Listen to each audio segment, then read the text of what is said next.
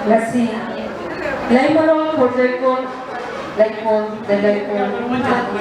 Annual General Body Meeting sida Lagi Rakiba Party Namaku Laikon United Deki Taramo ko loine na kahit na buche Ngasi Annual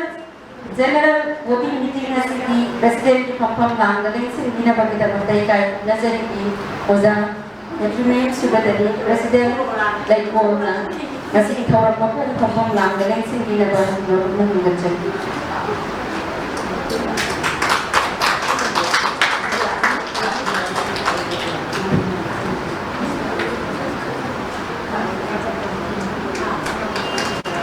Kahit nasali ba o sana tawag mapapang lang galing sa ginagawa ng mga dyan. Ay kung nakikay lagi welcome at STV na magkita kahit nasali o sana Dr. Warren Kumar, Associate Professor at the University. Welcome at STP Nabang Nabang Legend.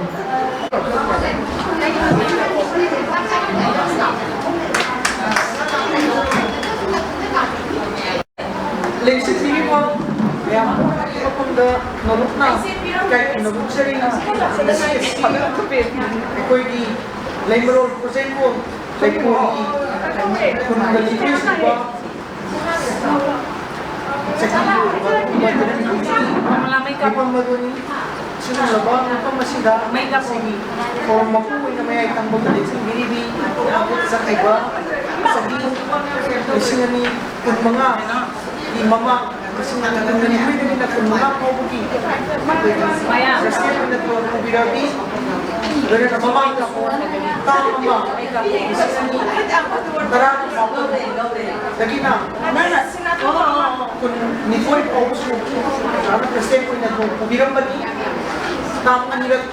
na kasi ko na to kubirabi kubiri di dahil maging pamdahan mo kita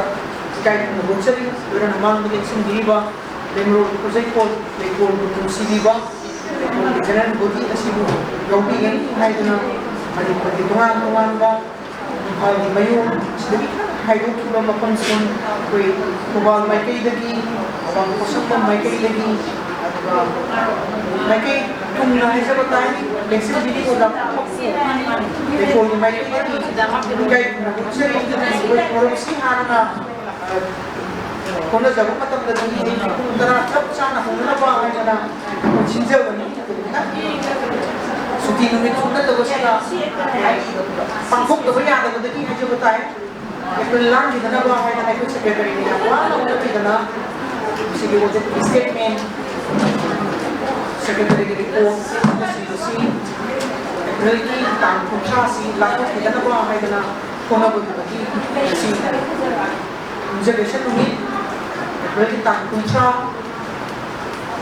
yang susun apa, khusus kita dapat mencerita, udah kerana mati, macam tadi kayak gua, kau yang mati, hari itu kalau siapa doi ada, ada na, mimpi itu sih, yang meruhak dan lezat, mimpi itu amam tenang, bahkan udah ubah. Bumili ba? Hindi ko nang mengantar niya ko bercumui dah. Tidak seri, agak tidak. Kalau kita ini tidak pergi, segi leksa lagi ni, atau boleh kau ini, ada bagi. Kalau dah kita ini tidak pergi, dah Roma, ada lagi ni, aku imbang tu ni sendiri ko uzas. Amam tang ko naging panjatra ko. Handok na po makta khandi ba dunia ini mo. Kasi ini sudah sinha ni ba dunia, aja ni dunia. Pero na ito yung Laikon kung nabihin matuloy na medyo batay sa yung para sige mga nagdali sa tajarak pa o na kung senior members si matat ko na sa gilid yung pampuira ka kung saba ahong mamamali yung mga mamagod sa na kahit kung nagod siya gadaw ko ni kasi yun mayroon ko nito sa ito na senior member ko ka kahit kung nagod na ba ay na lakot sa rin usasing nasunod berkait dengan karam-karam langsung digani hai dengan lose roza pada pun anandini endokna ekologi baru projek tentang meaw siap apa roza kapan ini sosial dengan sudah yang sering ini roza satyavati Apapun Satyavati, kaso ito, tutulog pa din na, uwi na naman na tutulog na, sabi ko dito na mugang, ay sinzay, tapos kung nasi, ko ni kahit nabog sa nami, wala na ito yung masahan, pwede na chat ko din lang nalugog na, sa kain na kung kanili, ano issue, sa name na wala na tsada, masak na yung kung kanili na natin eh, sumayin ko wala na ito sa tulong kong, ay nung wala, Masasu kasi kung sa tayo na kahit nabot siya ganun, masasu ako yung pakalaki. Ibig sabihin nila kasi umay kasi tungkol sa raga. Pahitara nabot sa ba, kasi ito ramas siya, sa kasagalo ba, kaya ini, jangan budi, political statement report pa po pa, report niya, tapos na ba sa kasagalo, wala lang pamba, yang sakli na mo na ba nakakaba ito nga mo na sering na lumi ini wala po na kasi kung ayaw ko si sa talaga si Louis Paupa hindi ko kasi na ako members na so kaya yung may mo si ang zaraga subsin na ito yan ko ito ang dili ko member ko naman subsin na ay kaya ko sa tuzani ano mo takot sa karama Dari Oza Kumari, tanam no putuara kumiki bagi tamangka. Matang nasigi thauram nasigi ahan lamaktada aikoina laimaro project laikol gi senior member ahum khatta panikai khunaba ucca bagi tanja atu lagzare kai khunazari bi Oza haurung wam yong wam tenubala adagi Oza haurung sektabati anga jema yengkong roma Haiba, like the member of whom Sida, the guy from the Butchabaki, Toram, and Zatan, where I'm talking the kilo setting, and the Nasi, Toram, Asikai, Naba, members in Nasida, Toram, the Kopura, BDB, was out and the moon superdetermina, the guy from the Utpaki, Pacham Kudosi, and Kapinava, Logan. A hand for the Kosinjari, guy from Nazari. Oza Gurung Bam Penupana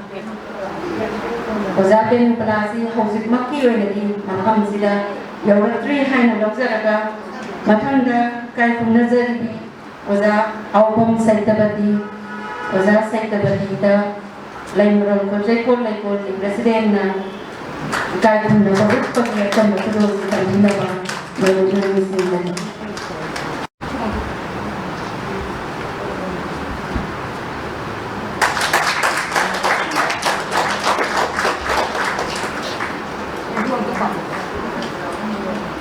Laikol, Laimarol, Korjekol, Palmanipur,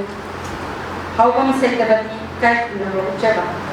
Adon Manipuri corridor that is hung Signa Katoko, the Winner, Kola Viva, Amadi, Laikol, Didama, Awa Anati, Dana, Pambira Kiba, Habak Koram Kayabu, Sakun Zadana, Laikol, the Apunba, Jahi, Mupam Masida, Ikaikundabo, Java Gadoina, Taram, Makata na adong na mamalayam na bagkutol kaya ilang da koridor kaya tambang ang diba amad insinong sanga na dayeta na galing diba virus nuha na siyempre gamatu dalizel kaya remains si Baden Devi President Laikol Ipal April Kuntalis nga nitulungan ito na kahit kung nabukjari ba kahit nasirpi o sa bagida bizari kasi lenya na maga sabi sa namaga Semua jangan dapat kudo kasi langsung dibagi dapat ka waza ko ang kahana kata pun sa. Maka nasi kai pun nasi cema yang Roma ada lain merol project ko lain ko di mai kai dagi acam kudo tamzina bagi dapat ka nasi kita orang kita urang lagi waza subadan di macam dah kita langsung biraksi cema yang Roma.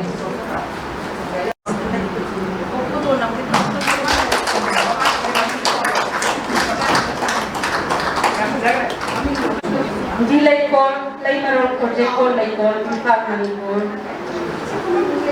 Yengkong Roma, kahit nababujabat.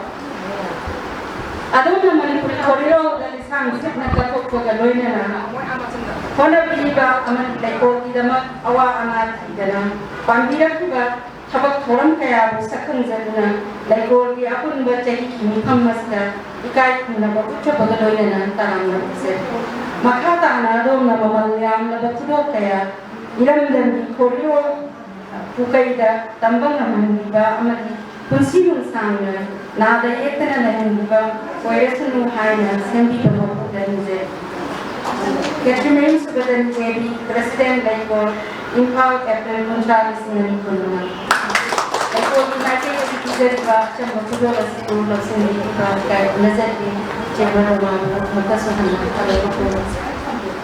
लोने ना किसी की annual general body meeting किसी Makum होइबा theorem वजरी बा किसी की चाहिए की रिपोर्ट पापो की ना बस दमकता Kaya nasa ay meron project ko General Secretary की थोड़ी भी इसे हमारी पंखा प्रियाना जैसे कि है रिपोर्ट पाठक की नवान लोगों समझे पुनः बुक खुलने जरी ऐसी चीज कभी होते तो लगा कौन कौन बगा jadi pun nggak bega तो लाखों मक्खन भी रहना होगा nasi lebih lebih membership को मैं खुंजरी yang sungai ke yang harau je yang harau tapi jadi और बिबिर पर नहीं दिया बा कोई लेको नंगसी खुंजरी बा मैं आमांग साथों जना कुछ खुंजना नाम तब जदना इतने लेजरी बा पेंशन बिरी बा मेंबरशिप की मते लगी मेंबरशिप में मुझे बा तेरे तक तो क्या है लाइफ क्या है गाइड खाई बा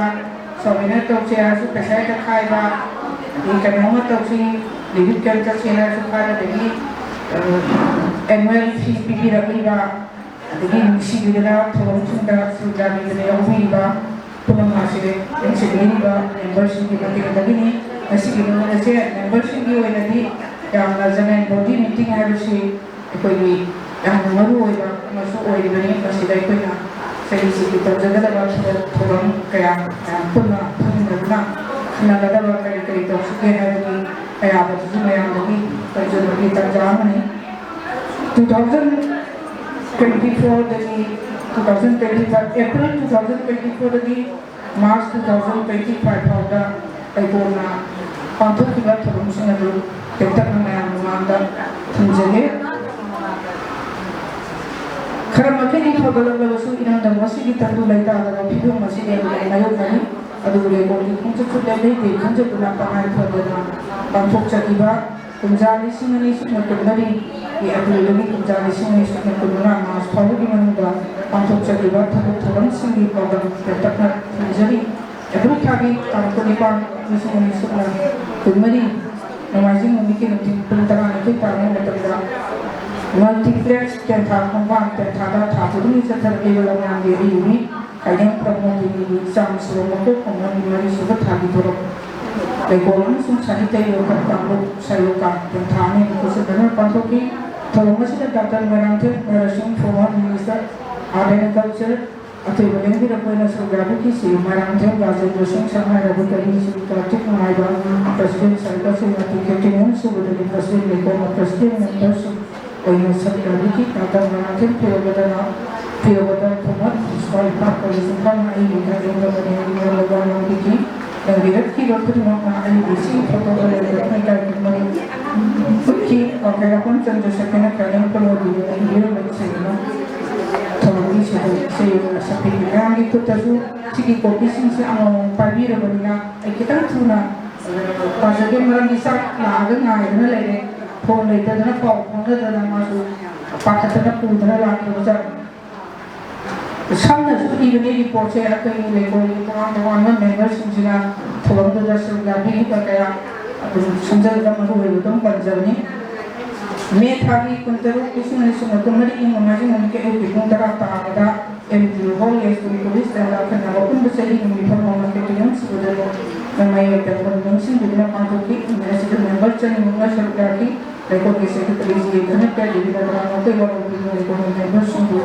ओके वही ना सही की और एप्लीकेशन में सुना तो होगा बड़ी मास किसी ने सुना तो बड़ी फाउंडेशन में तो वो मिला ट्रेनिंग का और डिजिटल में मैं मानते हैं कि पांचों की Lekona pantuk itu sih di kurang di bawah kasut tahun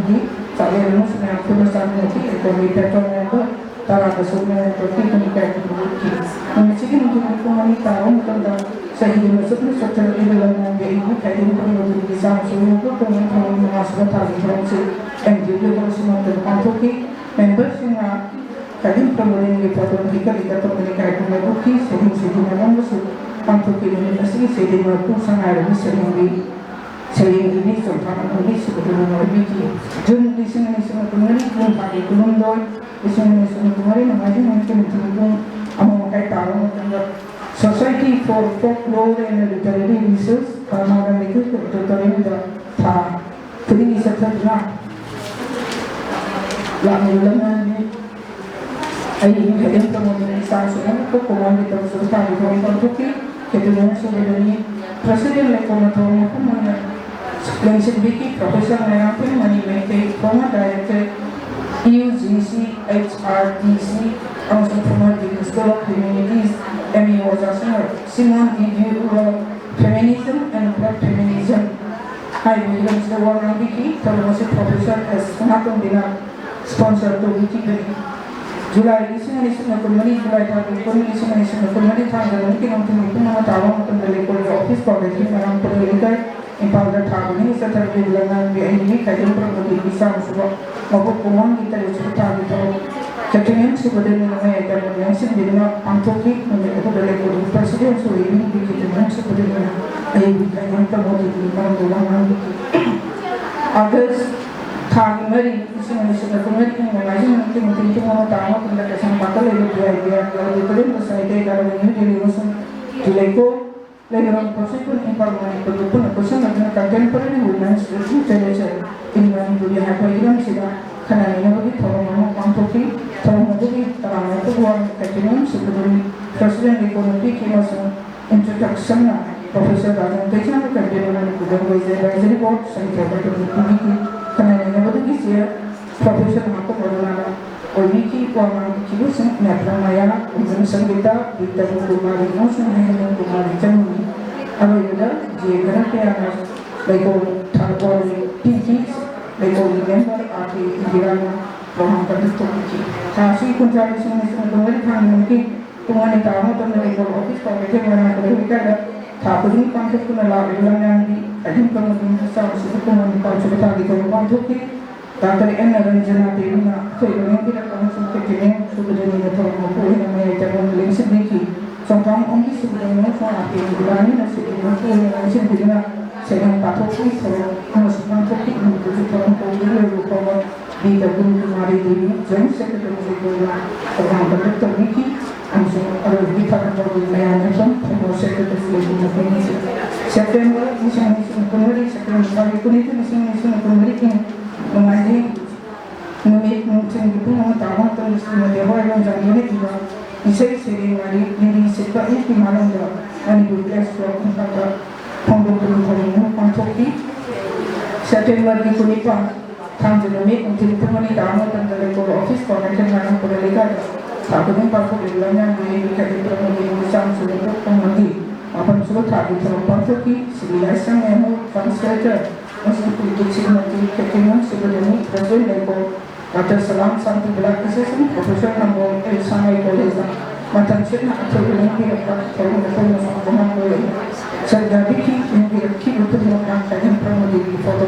tersukat mereka untuk tadi kahum di sini kemarin sama dengan mungkin untuk pengetahuan tentang JM menyebut dance academy pagi holda Lego impang kemarin sebab untuk menjadi menjadi sudah akan dibuat orang mulai dari informasi digital sunnati kemudian sudah presiden Lego Sri Lanka Dana kemarin IAS Presiden Manipur Cultural Association atau itu tahun itu masuk dari Profesor Hakun Aruna Imam Ahim Berpenas Nainawai Ani sebetulnya pagi mereka sudah mengantar ay betul-betul mantoki yang Krishna Sandara desa kewa again the tensu pada piki jadi meong jangan langsung kemana sih saya temana moyen jam dewa subanda mantoki महाराज कुमारी विनोदिनी निसिंग सहित मना चाकोंगी गपी की खाइलें प्रमोदिनी निसिंग सहित मना योगों Indira the पांथोकी एकदम खिलेंद्रो राजकुमारी कोमला समा और नचा मना बुद्धिचंद्र हिस्नान गपी की गुरुवरीबम ब्रजमणि अमसुंग तोमी देवी सहित मना पंचगम गोकुल शर्मा गपी की खासी कुंतरे इसमें इसमें कुमारी की नमाज़ में उनकी मुझे पुंग अम्मा मुखाय तारों तक ले कोई ऑफिस तक लगा मेरी दिखाई दिन प्रमोदिनी सांसु उनको मंगी तराशुका दिखलाम पंथोकी सलाम तोंबा Shri Salam Tomba Sahitya Akademi translation prize winner Shri Modi खेतियों से बड़े प्रेस्टेड लेको श्री लाइसन में मोशन ट्रांसलेटर से मुझे मुझे अकेले लगे रिपोर्ट की खबर को मुझे वहाँ लोग सब जाने या भी मैं भी रखी खुद मंगा खाई हम लोग मुझे सब बड़े लेसी को भी क्या तो कुछ नबिया बार किसी न किसी ने कोई नहीं खाई हम लोग मुझे निशान से मुझको कमांगे तारा तो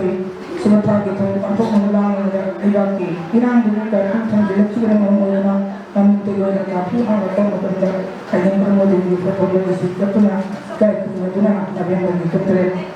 तारा एक तारा ये ऑफिस तक पहुंचे Desember isi manisi nakulmari Desember ta angal isi manisi nakulmari ki namazi mungkin untuk pun tahu tentang all Manipur Legislative Assembly bill in Parliament tam di melakukan ke awal isi manisi nakulmari untuk kita mengkontrol Forum masih dari M. Joyce IAS Commissioner Art and Culture Zaman Manipur Srimati Ketian Subadani Presiden Ekon Profesor Polin Representation Amali Presiden Mahal Saito Teni Samiti yang macam itu nanti dapat untuk akan ada yang bermaksud jadi ki sehingga sini di mana person awak dan sini sama ada lagi university dia masih ada atau yang kita perlu sunaki dan di sini from Dr. Peter Kumari yang kata topik ini sudah terkenal pernah tahu itu ki खासी को निकली सी नस्ल में कमर की नमाज़ में उनकी पुराना तारों तक ले को इस तरह से मेरी जी कहीं प्रमोदिनी सामने से लोगों को कुमारी तरह की सुविधा की तरफ पंथों की थोड़ा से तो प्रोफेसर चंद्रकांत सिलारनी थोड़ा से पौधन मंजरी यूनिवर्सिटी मणिपुर श्रीमती केटियन सुवदनी प्रेसिडेंट लेको डॉक्टर संगसन विदा देवी पीपी belong higher secondary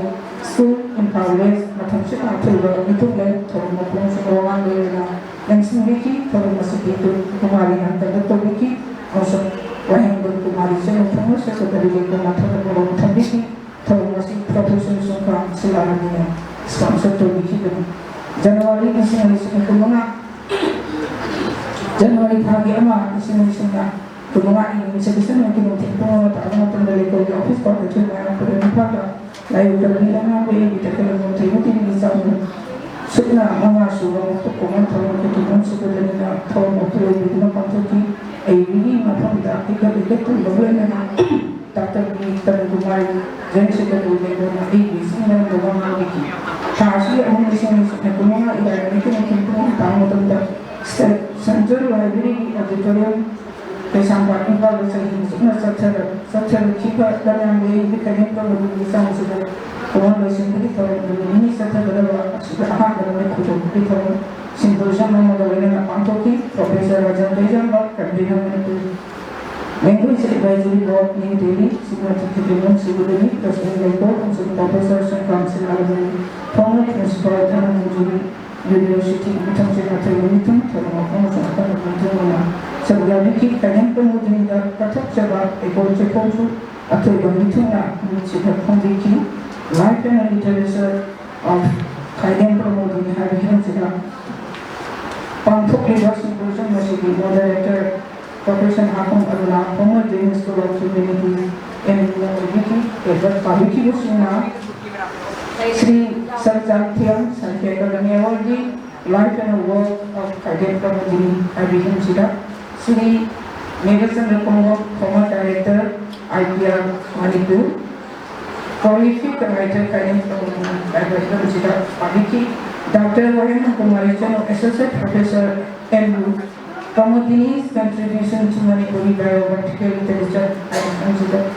Papa Paviki Mutang Gigamit January Narilising Sita Kumah dan Turupuno Tamo Tabuliko Officer Minister Miki Promana Sayin Sitinaba Pantoki Sedin Wapun Sri Samantawa Saidi Academy translation prize winner Bensidiki. February isang na February 3 isang isang January kung ano kay tao tanda Joshua ito ulitin ng padalika ipalda kaya bilangan din haras ng hari ng isama sukna ang suba ng pagkumanto kay tulong sa Deputy President ng Panatrong Gobo hindi naman topi ng sige sa sasabi ay pang sometimes ang kita nalagi din natin ito na Bensidiki T.A. Siratan Commercial from our Head of Department of English and Cultural Studies and Luna, ABCP, Manindal Maniki, Nangirakki itu dengan ABCP Patola, Kuki Patola, Kuki Saki.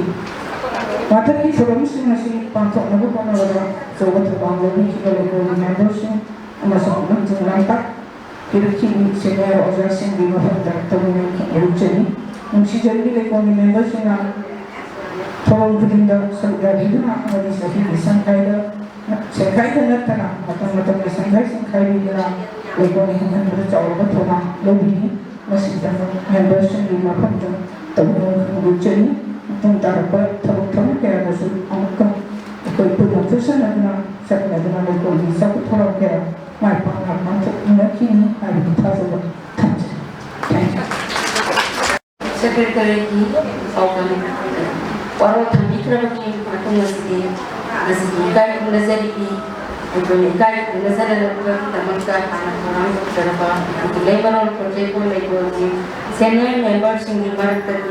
kay nazaripi waza umum pero bala waza pero bala na labor di may kay visa iba sa kudo sa gabi na ba nabutin sin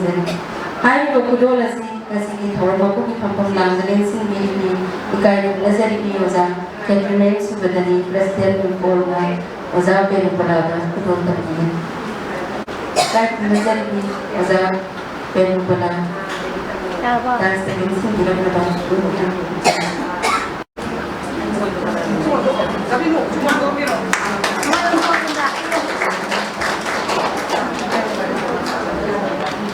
Bilay ko, lay maro project ko, lay ko lumpa Wirong bang benulas kahit nazari usahakin ng mga Wirong bang benubala devi kahit nabo chaba adom naman kuri dari sangsip na kapok ko ganoy na kona ba ang lekor di damakta awa anak na ang to di ba wag thorong kaya sa kanjado na lekor apon bache ni pamasta ikay nabo chaba ganoy na tarang sir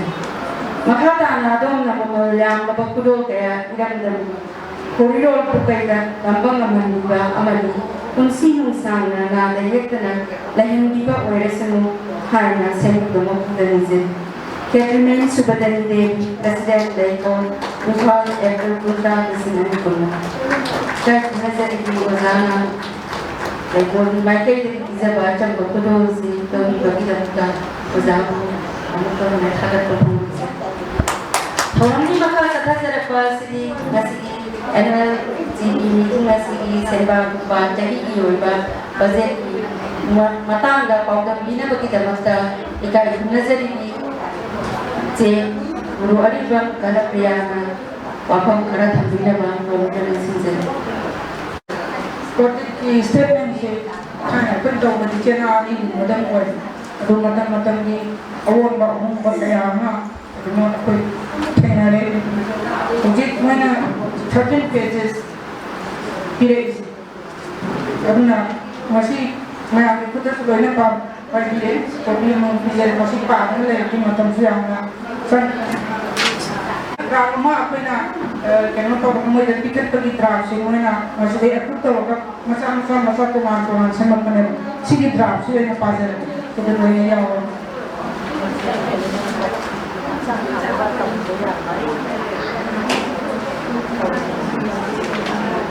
To receive any payments account for the year ended 31st March 2025.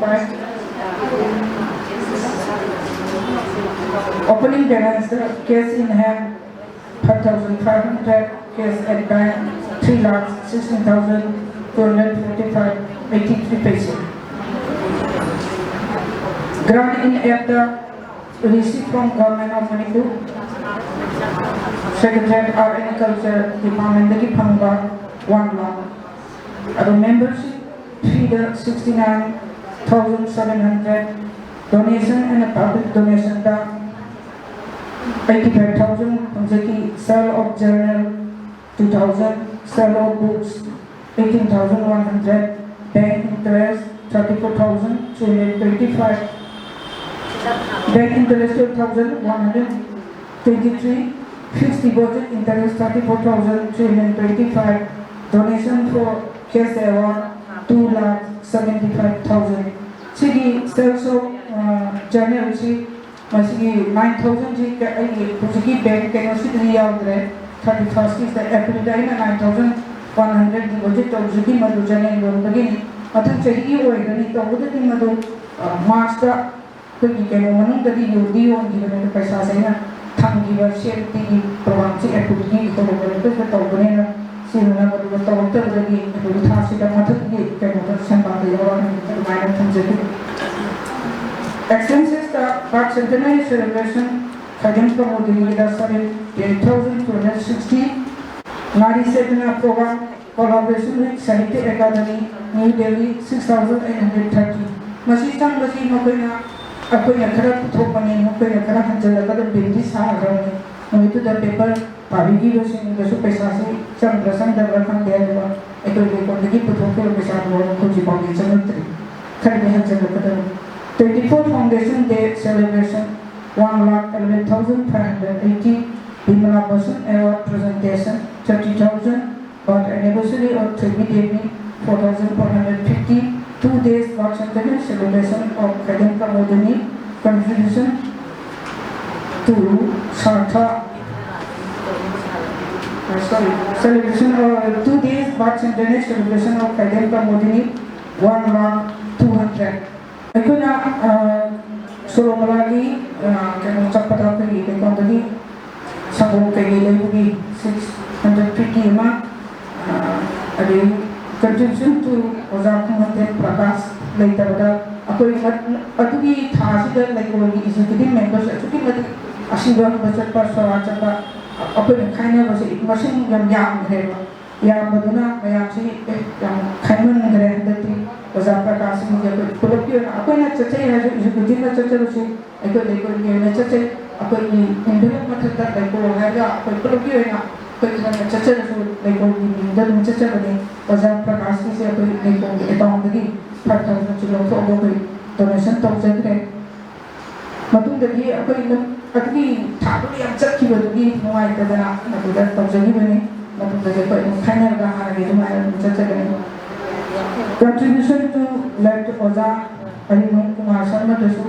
about 3,650. The Kiran Handare Oza Kumar 3,000 Tore, 650 something Jamma Kiki. But anniversary of NKT Modinida 8,000. Administrative expenses, expenditure of account statement or the fee 2,500. Renewal fee of website with extra working hours 14,000, bank charge 118, capital expenses fixed deposit 2,75,000, closing balance 180, cash at bank 2,77,575, 83 paise. Musikra di hanggalam na yun asay 9,100 to si ako 31st March to the lower statement bank ke passbook ki statement bila tu mesti lagi ada orang job se tu ऐसा से है इतना सक्रिय total दा 9,70,993 पैसे लाखन 9,70,993 पैसे मसी संगत पर कहीं दुनिया मसी की डिटेल में हम भी इसी बंग से ही है अदुगा इन्हें संग जो पे आई कहीं अगर account book puzari masida banner se badana pa do hai lei badana pa do hai ki detail ni na thamje sida budi yaw je na ni bi ko so rongi bi ya मैं approve तो भी लगे हैं मकान चक्कर thank you मैं हमला ꯂꯩꯔꯤꯉꯩꯁꯤꯗ ꯑꯩꯈꯣꯏ executive खरा खन्ना मीटिंग तौर तौर प्रोग्राम लेपसे नुआइते अदुगा अखोई मामांदगी अखोई मसी अखोई सेम नीति दा खंदे अखोई ना अतोपा केनोदा ग्रांट्स इन एक्ट पैसा थावदा अखोई बजट सही की एक्सपेक्टेड सोर्स ऑफ इनकम मसी यावदो सुनिया अदुम साजलगा तौजगी बने अदुम मसी मयाम मांगा पुथोचनी अदुगा मसी पुथोचगे चौरापा माइखोई मयाम Boli executive sing adagi member akan ahi na tangal na to apang masih senjata kami masih dah next diri pun masih kapsen ka helping ka kami beya agani proposed program with estimated budget for the year 2025-26 plan tozali ka program hai tare annual general body meeting 30,000 election of managing committee for the term 2025-28 masih apagi kaya handaki July na apagi managing committee election tawani काम लगा foundation day with silver jubilee celebration apoi 24 foundation day tawre mathang apagi 26 foundation day ani sei kunma subagi silver jubilee ta masih yang khara phajaba munga gi foundation day ro foundation si khara phajana celebration ji kamninga gi wakam lese ro tongan ba koi silver jubilee ta masih mari lena kana extra ada special program na jumlah khara pangthok chani yang mo jadi foundation day with silver jubilee celebration 50,000 thamjare khara special program tawin begini State level literary festival 35,000, national level literary festival si masih yang atau mungkin su itu di Irak level kedua sekarang namun tahu nggak gitu aduh nanti silver jubilee sehingga sudah mereka masih soalnya masih konstruksinya mereka dah jadi aduh masih kita nanti itu na kerja apa kau punya jelas lagi Assam Women Writers Association apoi ko sumaina Canada le moi sigi thiraga moi ga collaborate tawga ko sida kawwa ko sumoi da sakpa exchange program literary exchange program hai tare adu gurat bagi apamba le je mara masa 2,50,000 masih kita ki yaman dare du paisa se to income siga sana da ya da banina 2,50,000 di thajari masih di program exchange literary exchange program itu tawra kerana lagi writership bawa asam lagi bagi bawa satu di kerana mulai ada jenis apa tu channel jadi mai number sudah jadi ada partner dah masih mana dah foundation dia itu juga yang sang sebentar terus unter bagi mereka ada mereka masih sulit bagi patut cari memang gaya awak jadi lagi interviews with renowned writers with authors juga lalu pantuk kita pergi Iran sinan orang saya apa ekoi tahu di dalamnya orang tu saya pantuk sih hanya hasil 20,000 2 days workshop orang di tahu sih 2 days workshop jadi tiket membership tu kau ya sini aktif sini ayah propose tu kalau kita ni mayat dia di sini workshop si 2 days workshop sida teman-teman sendiri kali kau sih yang berkerja mereka adunut guide role of women in environmentalism research literature akan be contemporary project editor apa penjadi wani ini apa topik apa kalau 2 days workshop tu bertawa macam apa juga tiga member kongga kena juga kita udah itu juga putra dia madu buat waktu jadi publication of Bengal by sahih dari pemba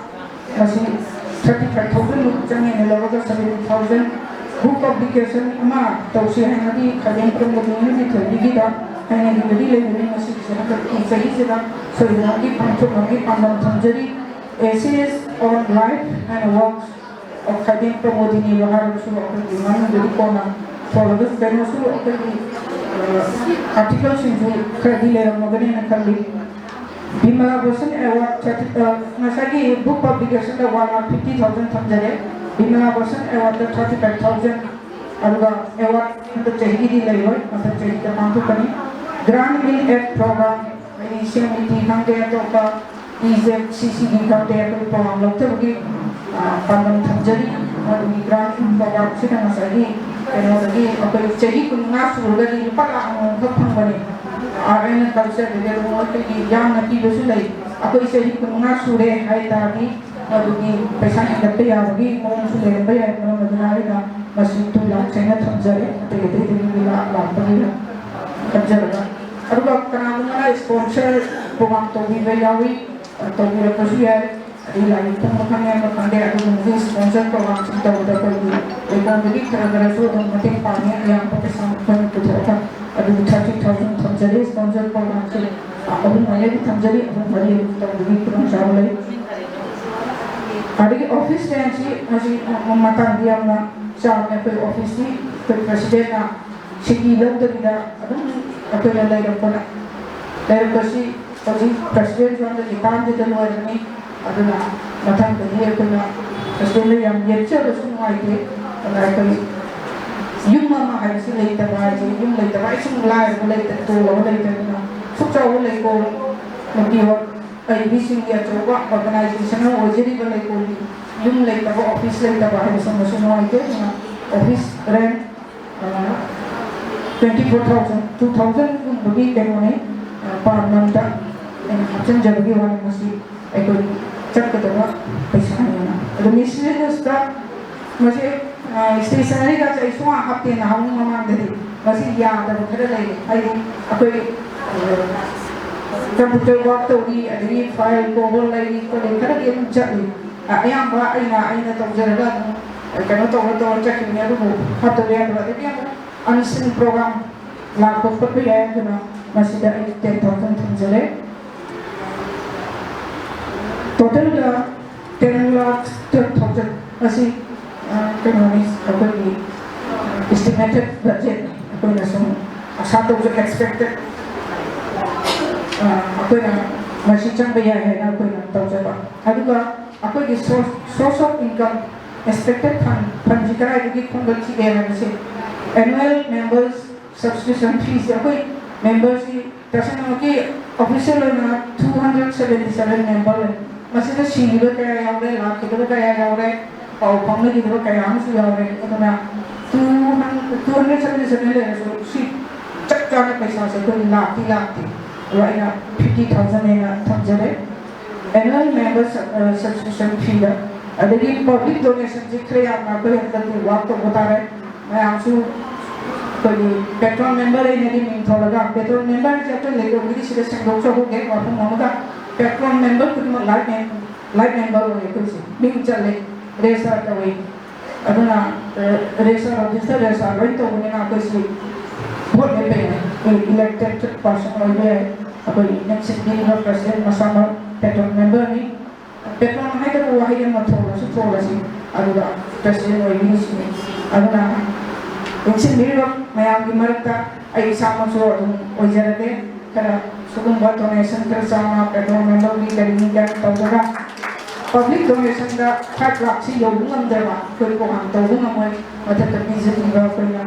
programme propose तो चलिए उसे और हम कर पता ना हो रहा है अंदर तक सही को मगर सुरक्षा बसी के अनोवा कैमरा लेको लमा कोई खाना ले हम तो देखिए कर काम कोई ना कोई होना से ना पब्लिक डोनेशन का 5,000 जब मसी हौसी तो उधर लॉटरी तो उधर फिल्म का नहीं मार सकते फिल्म का आपको तो पैसा काम लग जाए टिकट वो लगा सी के हम तो एक्टिव मेंबर खरा पंजे थोक तो ना की दम मसी मतलब ये अगवा ले कौन मरो न मरो आम बने अकोई की अहला मंच जेनरेशन चीज़ी अकोई लंजन नक्का की भी ना अदुम ले ये रसो भले तरीके वक्त तो गदवा yang एक्टिव कोई बा खरा महा अम्मा नी कोई एग्जीक्यूटिव मेंबर आप चक्कर ऑर्गेनाइज चली और पे अंगांग सिंखरा नी हो लातना मन में पे पंपरी मोके सिंचाई ना कोई इंटरव्यू से खाने में तो मैं आपको बता इंटरेस्ट लेने लगी तो मैं ना तो ना प्रपोज तो जगह अन पब्लिक डोनेशन का 5 लाख से खाई दे एमएलए में चक्कर लगा कराई में चक्कर लगा फिर तो दो याद रहे ग्रामीण एक्सेस समिति बंबाई EZCC बंबाई मपे ना 2 लाख कोई ना आशा तो हुई 1 lakh की नंबर से कोई प्रपोज तो से हाई कर गए हैं से डायरेक्टर उन्हें सुन रहे हैं कोई था बगी आते नहीं अममना चल लगा उन्हें लगे कोई दी सही कुछ मनासु सुरे लाकनी से की रोए हैं हाई रख लो है सेल्स ऑफ बुक्स लाइक से हम जोड़ बता रहे हजू दिन मतलब लाइक सी IT लाइक और लेंसिंग बिरी का जब प्रेसिडेंट असामना हाइडो चलके मैं आम कोई उम्म मगुम बड़ी कैसे नते selection committee de yaw de maasi ki actually lay de ya de special book tane ko like 80 books lay de ne adu ni sala ko sugum ba kara de kan lay ne na thiraga de kadem ko mu de ni zathai bigi la thum se ka to akoi se office la yon sila college la yon sila yon bata re la se guna like yo lega 1,50,000 akoi collection to bu ham de ko okay we program ji yo bu maroi around 1,50,000 thamjare bank interest apa hata ana busu masi award ki pesa yauje ke ko option level 60,000 ani apa award ki busu interest to ki p banina apa ita ko to so lakh ane bank interest 60,000 mulai sales of journal jo ko sahi da ni ko mo journal ja apa member ko ni mangana ai sare yaure ai wali masala be copy ma freedom dia atau apa apa ilai ko na to begini tahu rasul masih habi dah kayak ai isam kopi tara lagi ba kopi tara lagi ai kan lambai wali macam agar masih ai mat ko pangse pampi ke pau ai yau ni ai di thoine luxury ni ba ina apa ilai ko berkah na ba mana apa ilai ko membership ni so apa punjari ko se isagi sering kau bukan siapa nuai benda apa, ini malu pang benda nuai umum benda benda na, adum baru biaya de lagi dah apa ini dalam sekarang ni begini, jangan sudah 50,000 muka lalu sih, macam kerana proposal juga program sini 10,000 sih, adum mana dia ni masih lagi propose ni, adum yang apa masih berkali hasil meaning ai na ke akoi ekol ni akoi kano kerkhana na chamjani adu na masuk ke hasan sebagai kan sosial itu tapi ya adu si ni saya ya bira tadi dari ini orang ada na putar terjadi buat proposal sih aku tahu ini sebelum thank you kerja mungkin aku semua kena zaman masih kau nak tahu siapa lagi corporate fund di matang paling besar agenda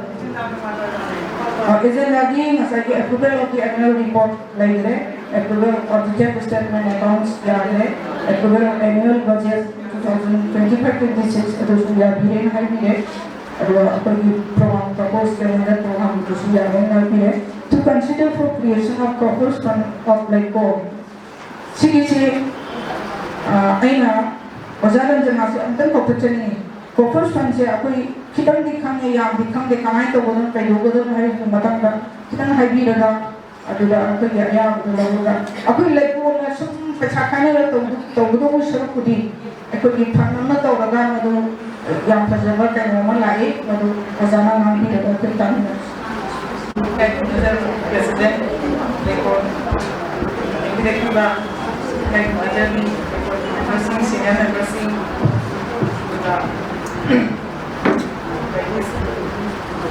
adana piana ya adana thandi grade secretary around report financial statement survey container sign over thandi grade thandi JDG budget proposal like problem particularly program like income lam nahi hai na sima mein aane thandi grade jadi program berat dengan hai international program lekon yang na nuai bang macam ni cai si apa nuai baik oilu ni malam di silver sini cai ko masuk pergi pangkok pada cai ko yang dia kan for lah kita penumat again bawa kai ba yang nanti kalau kita program supaya kita dapat penyampaian nasi kemudian na macam penghasi apa yang sih saya tu kai na đây đấy hai bắt sắp chế ra không begitu jadi kalau mau tahu cara itu saya nanti sun khai nih lagi yang conclusion nanti sini lagi atau tapi purpose pun hai nanti tapi itu saya jadi itu lah ya purpose pun hai dah ada di mana masaki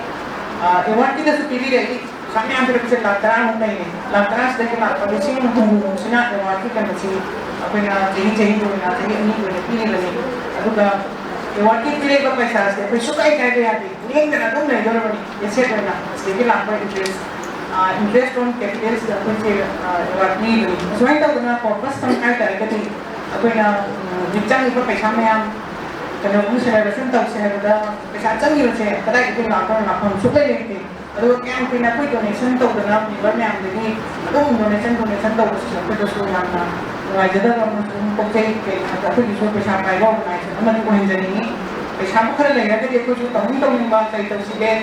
sudah tahu hal tahu dah nak pengen dah itu khai dong kan macam dah punya dari program tahu yang kita tahu yang mesti ni pasal siang terkala organize tahu dah kita punya mayam jadi donation ini kali itu juga punya pasal sekarang lah mungkin mungkin pada segi plan macam tadi jadi mana punya lantara lima tanda 7% hai cara dari itu jadi mana 70,000 se aku ini pasal yang betul lagi interest punya kayak interest 70,000 se punya itu change dari program tu sih nak kerja interest itu purpose option sih nak ada tu pun bisa itu purpose apa mungkin ada aduh jadi pasal yang paling itu income tax apa malah income tax sih betul lagi tahu tak jadi pasal yang pembayar adalah nahan just pergi jadi mungkin kan ini pasal yang lagi sudah income tax ni isu lah apa tax tapi perkara aduh jadi sih organisasi dah income tax yang lebih individual pun nanti dapat lakukan itu pun income tax sih lagi tahu kan lakukan itu kalau sahabat income lakukan ni lagi kan si kearifan mama ngajar lakukan ini terus masih kain beliau kain dia macam kain zero interest zero income tax itu yang nungai macam ni aduh ko apa yang jadi accountant dari mana lagi income tax sih yang section level yang isu level yang ada fokus fundamental lain macam ada biasa sih laksana juga biasa sih yang ada di main tu kuna sih nanti juga fokus pendidikan dan tangani juga in case of emergency lah penyelamat mama lebih baik ada lampu tanda sih nak yang juga bisa tu lamama saya lamama kami nakra pilih pun kita dah pernah macam fokus dengan sih nak yang ini provision dah tambah jadi apa di channel sih tanda jadi saya lamama yang ada apa di office ini ada apa kita ibu upah ni lam jadi aku ni kalau macam tak kau nak bisa kena lagi dalam tu atau pun mau blog lagi pun seperti jum siapa terkali bah office terkali bah atau government tu dia ada tu apa tu saya tadi ini sambil hanya kan nampak tadi kalau nak orang betul tu kan dia atau pilih lah betul pilih udah tak tu pergi menunggu apa pergi planning sama dalam hati orang tu kenapa dia saya tahu kan tu pergi planning kan fine aku saya buat pas sama create tahu semua itu result kan ni mesti interest lah pernah program tahu sih so pun cakap kan aku pada interest tu principal orang macam ni itu planning saya pun tahu kan aku itu terang aku lama saya itu plan saya pun tahu sih hanya tu yang remote kari lagi yang begini Aku tu mah, dan hari jadi ni ni, kubang kan putih loh. Aku ni yang susunnya, pasal dia hamil loh ni. Anak mangga, lakta pagi jangan maga. 270. Usually about 120 for Nanti total members. 270 lagi bos. Sisa mangga memang tu aku ni donor tu juga sintra hati musuh lagi. Tapi kenapa sih sinamu? Sini pemester sintra. Tapi hari itu yang aku yang welcome tu jadi kayak nama kan nasi gua bersedia. Atau nggak ada ini punya zaman jabra tu kedai kai donation. Tu jadi mana pian nasi kedai yang tinggi bah kayak sih. International program tu ni hari sih masih sungai punya besar ni lah ni kai happy kok. Atau mesti jangan ada tapi aku ni suhu ni kayak nama apa yang Kerala lagi dengan atau pelan Gujarat ini orang Assam itu orang Baurani fokus dah apa yang hari ini bahkan sudah nak kilo juga local hospitality lagi bagi cara bagi aku dah mula cari mempunyai bagasi punya sendiri aja ni pak ini harus adu mesti aku yang untuk dengan nasi laku di sini adu kisah apa yang ai phần của nó năm khai rồi này không biết cũng kia là chắc rồi này mỗi lần làm bạc rồi mà tức là hành là mới bà ta cũng cái làm của họ là mi thì nó hoặc là cái lúc nào yang một con giáo là mà phải khai yang chân người được là tổng kết là làm mà được để xong rồi thằng mà cái gì cũng là quay đây là mỗi làm cái này là hiện thì qua quay hình thì qua quay cái chuyện sau qua quay cả forward cái gì nha cái tạm nha quay cái tạm hôm qua quay cái để cái vấn đề này thì share trong cái exchange program này mà chỉ ai là yang học ra những gì cái nào mà chỉ cái open donation lần là sẽ là कोई भी बताइए लेकिन हमने जब entrepreneur वगैरह MLA वगैरह प्रधान वगैरह अपने हम लोग जब बस हर प्रोग्राम अपने उनका ही बात हर वो का कोई यहाँ चला का खाइसी कोई जो खाइसी अदुगा पंची kan कोई ना ब्लैक तो कभी प्रोग्राम सी खरा सक्सेसफुल हो जाता है हम जैसे हम जगह मैं आपको सुनता हूँ इसलिए मैं रूम दी भी है Thank you very much. Apa yang masih function juga punya lepas cukup jumlah kayaknya dengan cakap kiri sih. Jadi corporate function le di kiri itu angkat luar luar dalam makan hola. Madu dia pun hari singa season narga madu ni kerana tu korang madu ni antara apa yang angkat macam ni apa yang election di lagi ni. Joint body meeting, special joint body meeting July ini masih ada corporation di financial body. Kambiro aku kalau sudah tahu mana third jadi. Oza yang kita. Orang beroi. Kalau makan semua kami kita tujuan ini corpus pendi matas. Corpus pendi yang hanya dia je corpus pendi. Aku ini awal dia orang corpus pendi tahu sila. Sinawa amat lagi pasal corpus pendi lagi kita ni pesas. Why ba ya da ba, shop ba ya da ba. Amoy ba, tumna na lai ba ba siya. Asiga is kali ko ba amna emergency da. Purpose panjisi na ba ya, ba ya da ba. After ako na if we add some clause kara option la ba. Ay ko yung matang siya untang kanjan ni. Ay saya jadi betul. Apa yang corporate panci hamba macam dah pergi rulera lalu apa lalu kena main tu kena kayu apa apa di dalam macam baca tu isi pilihan dari rumah building sampai building ni matang dah juga jauh kena ini berselap macam dah kayu punya pergi kerja rumah apa yang tu sama matang mereka masih tamam dah tu kena capai sampai itu tanah mereka tu punya pergi show kenapa itu interest dia pun mesti nak bayar mereka interest dia mesti nak bayar ada eh mungkin pada organization jauh cincin macam ini pun dah cincin korporat sama si pun kalau orang sakit ni apa sakit lagi ni atau kamu ini pun bank apa property bank ni lagi sih property bank ni lagi apa yang ni corporat lagi kalau tu lagi hal lagi sih property bank sudah amang lepas kian crore si sakit kamu ni apa macam tu dah tiap mana ni atau nak mungkin salary ni cuma komit tahu ni tu kaya dengan main tahu nak pergi suruh kena yang pikna tian lang aduh kau TXT betul lantar tadi TXT kemana exam tahu tadi kaya tu ni pun sadar kalau kita nak aku ni siapa nak tanah nak mata-mata tahu siapa nak tu masih ni jangan beri sini korporat pun create tu masih ada yang nak thambilan mungkin dia kena kaya formality tu tahu ya makan segi ekoi caku bersela abalina yang atin bang makan dah ekoi di anau ba live member ekoi di dapat sin isa ki sakta bang pinaba state oxygen na bagi tanja belum sebe ahan pada oxygen kai nazari koza license bagi devi Madam President, mention diri ba kunaba ini pengusaha min tapi gaya lifestyle narandoni ay impal college jauh jerami principal ini mati kerap jerami aduga orang ini itu semua ini betul anda cek kabar khot dana sering macam tu pondok saya yang hai berdetik aduh lagi amana si lekon si matang se 2006 ta masih lagi ni dah aku nak pioneering ladies association of Manipur ay nama tahu high level association sige seminar makapangtuki ko 2006 seminar do women for the women level team da masina share guest na Dengsin bi aina presiden je na rekon siam na aina khangning na ko yang na ko kui ro ba ne se wakan da di adubu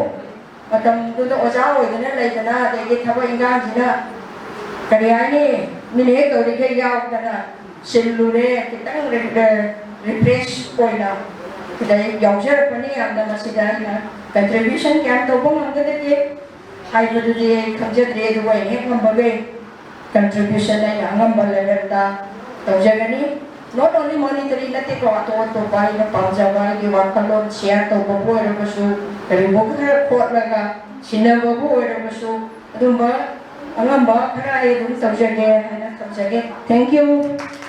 Sagat sa maza matang na ko sinjari kai kumnasari bi lifetime mentor bi devi nang life member of the university ko wazana sa sa baro ita ko si daja pension bini madam sudani and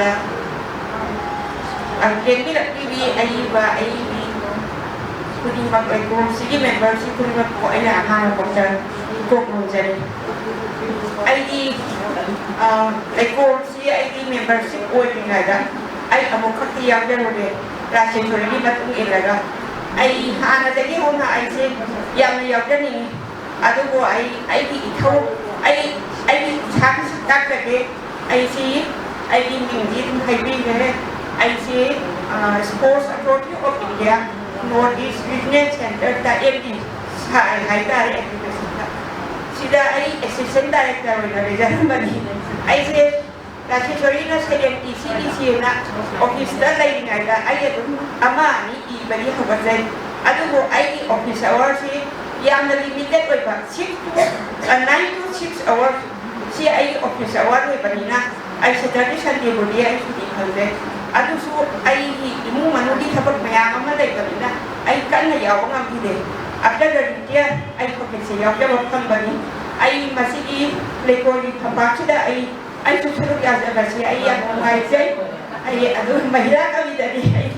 ani supadagi ay yung jabang kami ano na maya nang ay sino ba kami sila ay na yung jabang kasi maya yung na ay taway haksan yung na matang na ko sinjari kai kumnasari bi waza nahan tadi ko bika ba at ka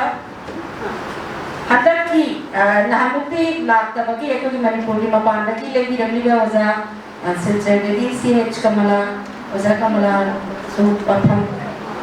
anak nida thamina ba government sinjari Bagdada rekodi jinau ya ikatu bersih sinau na makuha mo tan na project ay mamangda yawja kre mamangda ke ilang ko jadi kre ini ay ni pasar ko les resarta chota ko besar legara ko ada ni ko ki kada taw le examen ko ada ko 60 da examen ada no ko ira kanina ay sida George patumha na taw lang na first time ay season na ba na tang ko talay yawja manura na ada na matunta ko da ay mayamang musu adun chat to gani to kanni sadi nupi ni thodan se to ki chaw me ba ko nan ko thai na ki sulaya ba na bisu ado ki mati chaw se deksa ko nan ba den bhag ma su ko jage sab ja da na laksa ba mayam na taram na Thagatsari usa kai kumnasari bi waza Kamala si kai na petrol members ko bi da bani aku mamanga waza ki sakta koro thambi basi waza dengi rakta na thamuje da bani amuko suna waza ko thagatsari matang na sidi aroi boina ko sinjari kai kumnasari bi ibem cha lai jan waza ibem cha lai jan na sa ki ba sakta koro tetak na thambi na ba nujari Thagatsari si rekodi ba yang sakti lay ba haja be ay sakti ba lupa sida si yaw khangzal se yang numai je ay min biang sa na rin jam aduga ay Facebook ki account di ay se ay jer ke mong sange na lay jam si ka kan hay ay chim je Thagatsari usa matang na sidi nasi kawal mo ko thambang nandalen sin kai kumnasari bi waza ꯑꯣꯖꯥꯅ ꯊꯧꯔꯝ ꯃꯄꯨꯡ ꯋꯥꯔꯣꯜ ꯊꯝꯕꯤꯅꯕ ꯂꯣꯏꯅꯅ ꯍꯪꯖꯔꯤ ꯂꯩꯀꯣꯜꯒꯤ ꯉꯁꯤ ꯑꯁꯤꯒꯨꯝꯕ general body meeting ꯑꯦꯄ꯭ꯔꯤꯜꯗꯒꯤ ꯍꯦꯟꯕ ꯌꯥꯗꯗꯅ ꯉꯁꯤ ꯇꯧꯔꯤꯕ ꯑꯁꯤꯗ ꯂꯩꯀꯣꯜꯒꯤ ꯃꯦꯝꯕꯔ ꯄ꯭ꯔꯖꯦꯟ ꯑꯣꯏꯕꯤꯔꯤꯕ ꯄꯨꯝꯅꯃꯛꯄꯨ ꯑꯩꯅ ꯏꯀꯥꯏꯈꯨꯝꯅꯕ ꯎꯠꯆꯔꯤ ꯍꯧꯖꯤꯛꯁꯤ ꯆꯥꯛ ꯊꯥꯗꯅ ꯂꯣꯏꯔꯦ ꯑꯩ ꯁꯥꯡꯅ ꯉꯥꯡꯖꯔꯣꯏ ꯉꯁꯥꯏꯒꯤ ꯄꯔꯄꯁ ꯐꯟꯅ ꯍꯥꯏꯕꯗꯨ ꯃꯗꯨ ꯊꯝꯕ ꯌꯥꯝꯅ ꯐꯩ ꯃꯁꯤ ꯊꯝꯅꯅꯕ ꯌꯥꯔꯦ ꯍꯥꯏꯅ ꯈꯨꯕꯤꯈ꯭ರೆ ꯑꯗꯨꯒ ꯄꯩꯁꯥ ꯂꯧꯊꯣꯛꯄ ꯌꯥꯗꯕꯗꯨꯗꯤ ꯂꯧꯊꯣꯛꯄ ꯌꯥꯏ ꯀꯩꯒꯨꯝꯕ ꯑꯩꯈꯣꯏ ꯑꯣꯐꯤꯁꯇ ꯑꯩꯈꯣꯏꯒꯤ ꯆꯍꯤꯒꯤ ꯑꯣꯏꯕ ꯃꯥꯔꯆ ꯐꯥꯏꯅꯥꯟꯁꯤꯌꯦꯜ ꯏꯌꯔꯗ पैसा कॉर्पोरेट फंड थम्रे है मतलब जाना मोटोई पैसा लोग यादव लेके कॉर्पोरेट फंड थम्रे थम्जोद मोटोई अखोई लेवल की कॉर्पोरेट फंड से मैंने पैसा थमे मोटोई मची अखोई रूल एंड रेगुलेशन मधुदा सेमगदे अनीसुबदा लेकोल की पैसा नसाई लाभना योगदरी यारोगे नाहर वाफम से लेकोल की लेलिबा अखोई मेंबर्स से यारगदी अखोइना चही चही की होइना प्लेटफॉर्म मेंबर से खर खर होइबा सी आइना फैयेना खनजै आई सामन से लेकोल की प्रेसिडेंट अमा होइना लेकोल की पैसा लेरक्तबा अदुदगी आइना कैनो से प्लेटफॉर्म से होइबा अदुगा प्लेटफॉर्म वरना भोले को यादे जोसो लेके पे रूल एंड रेगुलेशन जे तुंगा होएगा के प्लेटफॉर्म मेंबर होइबा कुदिमा अखोई भोले के अखोई प्रेसिडेंट सेक्रेटरी को के हेबा दुनिया आई होजे होजे प्लेटफॉर्म मेंबर होइना कनो होइदोबी Bassein president जरिसु अदुना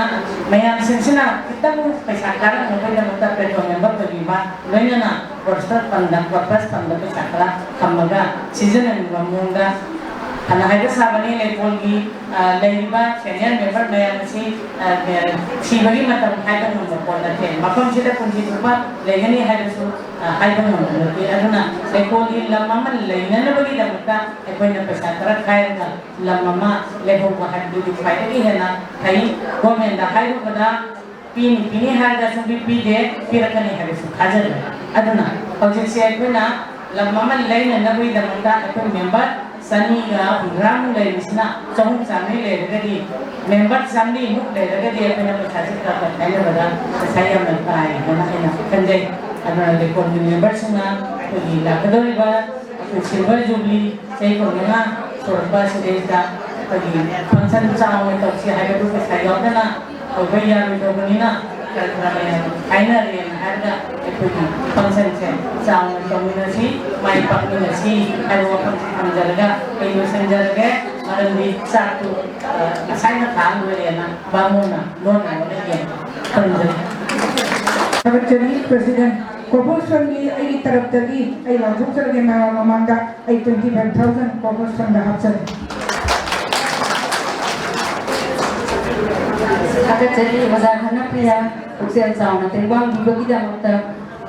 nasi ki ahan bas annual GB meeting ki ahan bas session se president ki ayah belum serga matang suai de tensin jere ani suba session da mayam cap boleh raga potha bogoina policy maktada umleka pirana bangaruk seri matang sidi poetry reading session amadi atai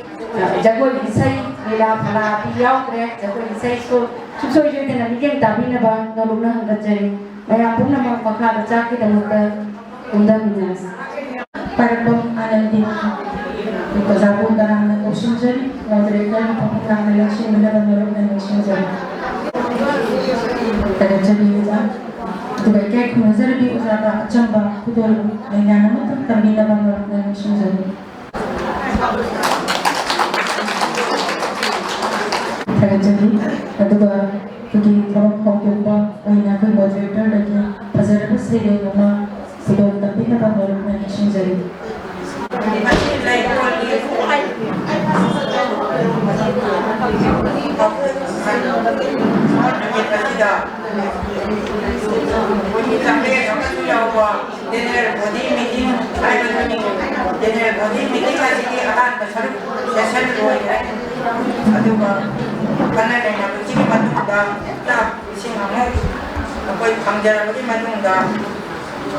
saya ingin sesi namu, saya ingin sesi namu player kita,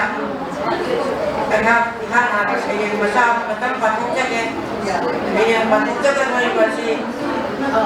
ꯁꯩꯔꯦꯡꯁꯤ ꯑꯣꯟꯊꯣꯛꯅ ꯐꯖꯅ ꯊꯧꯔꯥꯡ ꯇꯧꯖꯔꯛꯄꯗꯤ ꯅꯠꯇꯦ ꯑꯗꯨꯕꯨ ꯁꯨꯝ ꯑꯩꯈꯣꯏꯁꯦ ꯁꯩꯔꯦꯡꯁꯤ ꯏꯒꯟꯕꯅꯤꯅ ꯃꯆꯥ ꯍꯦꯛꯇ ꯏꯁꯟꯖꯔꯛꯏ ꯑꯗꯨꯒ ꯃꯁꯤ ꯑꯗꯨꯝ ꯄꯥꯊꯣꯛꯆꯔꯒꯦ ꯑꯗꯨꯒ ꯃꯤꯠꯀꯥꯁꯨ ꯐꯠꯇꯗꯅ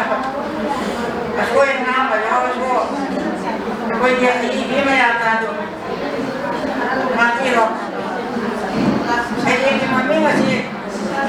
ꯍꯟꯅ ꯁꯣꯟꯖꯒꯦ ꯃꯄꯨꯅꯤꯡꯉꯦ ꯑꯁꯨꯃꯥꯏꯅ ꯊꯣꯜꯂꯦ ꯆꯝꯂꯕ ꯁꯦꯡꯂꯕ ꯀꯅꯥꯒꯤ ꯊꯃꯣꯏꯗꯗꯤ ꯃꯄꯨꯒꯤ ꯃꯤꯡꯂꯦꯟ ꯁꯣꯟꯖꯕ ꯇꯥꯕꯗꯗ ꯆꯞ ꯃꯥꯟꯅꯅ ꯑꯗꯨꯃꯛ ꯄꯦꯟꯖꯈ꯭ꯔꯕꯅꯤ ꯍꯥꯏꯅꯤꯡꯕ ꯋꯥꯍꯩꯗꯤ ꯊꯤꯕ ꯉꯝꯍꯧꯗꯦ ꯃꯄꯨꯒꯤ ꯃꯤꯡꯂꯦꯟꯗ ꯂꯨꯞꯈꯤꯕꯅ ꯍꯥꯟꯈꯤ ꯑꯁꯤꯔꯅꯦ ꯍꯦ ꯇꯥꯏꯕꯪ ꯃꯄꯨ ꯅꯪꯒꯤ ꯅꯇꯤꯛ ꯅꯪꯉꯅꯤ ꯃꯥꯂꯦꯝꯁꯤꯗ ꯂꯥꯛꯄꯒꯤ ꯅꯪꯒꯤ ꯄꯥꯎꯈꯣꯟꯗꯤ ꯌꯥꯝꯃꯤ ꯑꯗꯨꯕꯨ ꯃꯤꯑꯣꯏꯕ ꯄꯥꯡꯗꯕ ꯑꯣꯏꯕꯅ ꯑꯃ ꯐꯥꯎꯕ ꯄꯥꯡꯊꯣꯛꯇ꯭ꯔꯦ ꯃꯁꯤꯒꯤ ꯅꯤꯡꯉꯝꯗꯕ ꯃꯩꯆꯥꯛꯅ ꯂꯣꯏꯈ꯭ꯔꯒꯗ꯭ꯔꯥ ꯃꯇꯥꯡ ꯑꯁꯤꯗ ꯑꯩ ꯁꯩꯔꯦꯡ ꯑꯁꯤ ꯂꯣꯏꯁꯤꯟꯖꯔꯦ ꯑꯃꯨꯛꯇꯅ ꯄꯨꯝꯅꯃꯛꯄꯨ ꯈꯨꯔꯨꯝꯖꯔꯤ ꯑꯩꯕꯨ ꯑꯁꯤꯗ ꯁꯩꯔꯦꯡꯅꯕꯁꯤꯗ ꯉꯥꯛꯇꯪ ꯃꯃꯣꯏꯅ ꯍꯥꯏꯔꯤꯕꯁꯤꯁꯨ ꯌꯥꯝ ꯅꯨꯡꯉꯥꯏꯖꯩ ꯑꯗꯨꯒꯨꯝꯕ ꯑꯩꯗꯤ ꯌꯥꯝꯅ ꯃꯤꯠ ꯅꯥꯕꯁꯤ ꯊꯜꯂꯛꯇ꯭ꯔꯕꯅꯤ ꯃꯤꯠ ꯊꯜꯂꯛꯄ ꯊꯧꯔꯥꯡ ꯇꯧꯖꯔꯤꯁꯦ ꯃꯌꯥꯝꯁꯤꯗ ꯄꯨꯝꯅꯃꯛꯄꯨ ꯈꯨꯔꯨꯝꯖꯔꯤ ꯊꯥꯒꯠꯆꯔꯤ ꯃꯊꯪꯁꯤꯗꯤ ꯌꯥꯝꯅꯁꯨ ꯋꯥꯔꯦ ꯍꯥꯏꯔꯦ ꯁꯩꯔꯦꯡ ꯑꯃ ꯄꯥꯔꯒ ꯄꯣꯊꯥꯕꯤꯌꯨ ꯍꯥꯏꯅ ꯍꯥꯏꯖꯒꯦ ꯌꯦꯡꯈꯣꯝ ꯏꯟꯗꯤꯔꯥ ꯑꯩꯈꯣꯏꯒꯤ ꯂꯩꯇꯣꯟꯒꯤ ꯁꯣꯅꯤꯌꯥ ꯃꯦꯝꯕꯔꯅ ꯃꯊꯪ ꯁꯩꯔꯦꯡ ꯄꯥꯊꯣꯛꯄꯤꯅꯕ ꯈꯨꯔꯨꯝꯖꯔꯤ ꯁꯩꯔꯦꯡꯒꯤ ꯃꯃꯤꯡ ꯈꯣꯡꯖꯣꯝ ꯊꯦꯡꯅ ꯏꯪꯁꯣꯛ 1998ꯒꯤ ꯑꯦꯄ꯭ꯔꯤꯜꯒꯤ ꯇꯥꯡ 22 ꯃꯨꯠꯄ ꯅꯥꯏꯔꯣꯏꯗꯕ ꯁꯅꯥꯒꯤ ꯃꯌꯦꯛꯅ ꯏꯗꯨꯅ ꯊꯝꯈ꯭ꯔꯕ ꯈꯣꯡꯖꯣꯝ ꯂꯥꯟꯒꯤ ꯃꯃꯤꯡ ꯃꯅꯤꯄꯨꯔꯒꯤ ꯃꯤꯌꯥꯝꯅ ꯃꯐꯝ ꯀꯌꯥꯗ ꯄꯥꯂꯟ ꯇꯝꯒꯅꯤ ꯑꯦꯡꯒ꯭ꯂꯣ ꯃꯅꯤꯄꯨꯔ ꯂꯥꯟ ꯈꯪꯅꯕ ꯂꯥꯟ ꯑꯁꯤ ꯃꯔꯨꯑꯣꯏꯅ ꯈꯣꯡꯖꯣꯝꯗ ꯊꯣꯛꯂꯛꯈꯤ ꯅꯨꯃꯤꯠ ꯇꯥꯕ ꯂꯩꯇꯦ ꯍꯥꯏꯅꯔꯤꯕ ꯏꯀꯟ ꯄꯥꯡꯒꯜꯂꯕ ꯕ꯭ꯔꯤꯇꯤꯁ ꯂꯥꯟꯃꯤꯁꯤꯡꯕꯨ ꯊꯦꯡꯅꯅꯕ ꯃꯅꯤꯄꯨꯔꯒꯤ ꯂꯥꯟꯃꯤ ꯆꯥꯃꯔꯤ ꯃꯥꯏꯀꯩꯔꯣꯝꯗ ꯊꯥꯔꯛꯈꯤ ꯀꯧꯅꯥ ꯕ꯭ꯔꯖꯕꯥꯁꯤꯅ ꯂꯨꯆꯤꯡꯗꯨꯅ ꯂꯦꯟ ꯁꯅꯥ ꯃꯣꯡ ꯃꯦꯖꯔ ꯏꯔꯥꯡ ꯊꯧꯗꯥꯡꯅꯆꯤꯡꯕ ꯑꯊꯧꯕ ꯃꯔꯩꯕꯥꯛꯀꯤꯗꯃꯛꯇ ꯃꯐꯥꯏ ꯆꯠꯈꯤ ꯑꯀꯟ ꯇꯥꯅ ꯑꯁꯤꯗ ꯀꯧꯅꯥ ꯐꯔꯕ ꯃꯩꯇꯩꯒꯤ ꯅꯨꯡꯁꯥ ꯄꯥꯡꯒꯜꯁꯤꯡ ꯃꯃꯥ ꯂꯩꯕꯥꯛꯀꯤꯗꯃꯛꯇ ꯊꯋꯥꯏꯅ ꯄꯣꯊꯥꯔꯕꯁꯤꯡꯒꯤ ꯅꯤꯡꯁꯤꯡꯕꯤꯁꯤꯡ ꯑꯁꯤꯅ ꯃꯇꯝ ꯆꯨꯞꯄꯗ ꯋꯥꯔꯤ ꯂꯤꯔꯗꯨꯅ ꯑꯣꯃꯣꯜ ꯑꯣꯏꯅ ꯂꯩꯍꯧꯔꯕꯅꯤ ꯄꯥꯡꯖꯗ꯭ꯔꯕꯤ ꯀꯔꯤꯁꯨ ꯈꯪꯖꯗ꯭ꯔꯕꯤ ꯃꯆꯥꯁꯨ ꯏꯃꯥ ꯂꯩꯕꯥꯛꯄꯨ ꯅꯨꯡꯁꯤꯕꯒꯤ ꯅꯨꯡꯁꯤꯖꯕꯤ ꯑꯃ ꯑꯣꯏꯅ ꯁꯦꯡꯂꯕ ꯈꯣꯡꯖꯣꯝ ꯀꯤꯊ ꯑꯁꯤꯗ ꯑꯉꯧꯕ ꯂꯩꯔꯥꯡꯒꯤ ꯂꯩꯅꯥ ꯈꯔ ꯀꯠꯆꯗꯨꯅ ꯊꯋꯥꯏꯅ ꯄꯣꯊꯥꯔꯣꯏꯗꯕ ꯃꯔꯩꯕꯥꯛ ꯅꯤꯡꯕ ꯑꯊꯧꯕꯁꯤꯡꯒꯤꯗꯃꯛꯇ ꯃꯤꯠꯀꯤ ꯄꯤ ꯃꯔꯤꯛ ꯂꯣꯏꯅꯅ ꯊꯧꯔꯥꯡꯖꯔꯤ ꯂꯛꯆꯔꯤ ꯃꯔꯩꯕꯥꯛ ꯃꯔꯝꯗꯝꯒꯤꯗꯃꯛꯇ ꯀꯧꯅꯥ ꯐꯔꯕ ꯃꯩꯇꯩ ꯃꯆꯥꯁꯤꯡꯒꯤ ꯏꯇꯅ ꯂꯧꯈꯣꯡ ꯑꯣꯏꯅ ꯁꯦꯝꯈ꯭ꯔꯕ ꯇꯨꯔꯦꯟ ꯁꯦꯡꯂꯕ ꯈꯣꯡꯖꯣꯝ ꯀꯤꯊ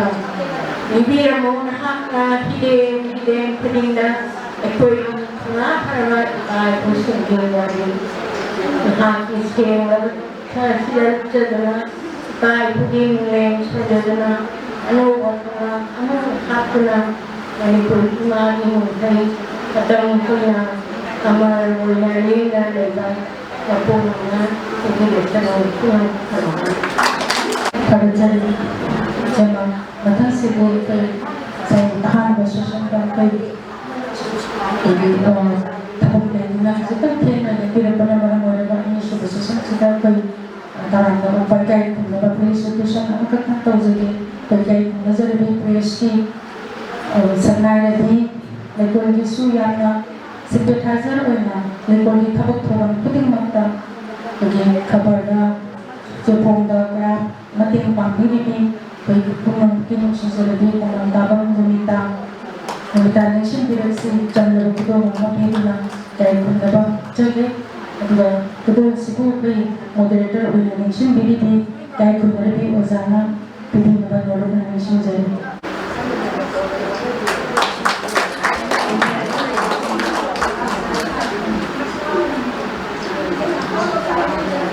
Pagkakari. Matang sili kagi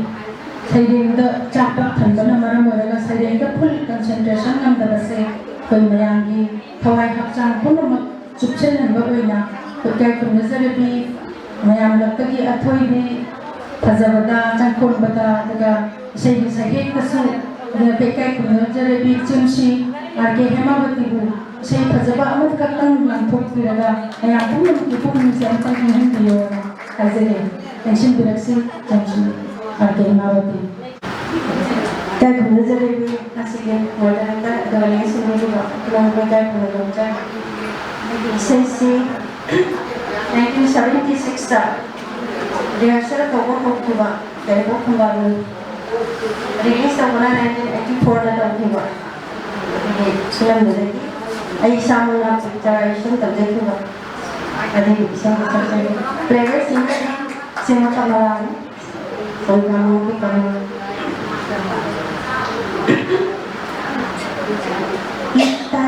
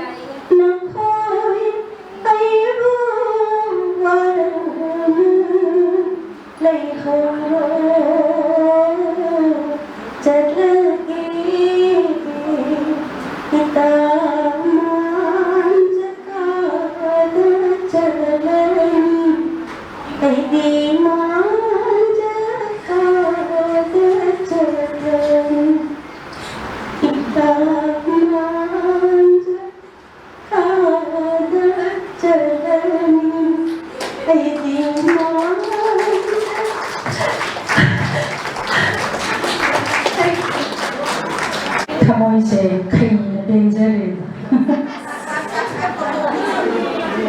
yang mengajarkan sebagai saya pernah tahu berapa Matang si Ancient Village si kui kai kumnazar di senior member literary ayu tampang lima. Vamos a ver Imashi. Imashi es un office que hay en la América. Imashi es un office de Imashi dapat didapat. Imashi dari dapat dulu bau juga. Imashi bau hai. Tapi dari dapat dulu Imashi bau hai juga. Hai dia. Imashi dapat itu openina. Kita tu openina. तो हम जदना ऐसी खल्ला का कोई चीज चाहते हैं ऐसी कोई रे कुंगी ऐसी भी अम्मा कोई रे बनी ना लेको द याव सी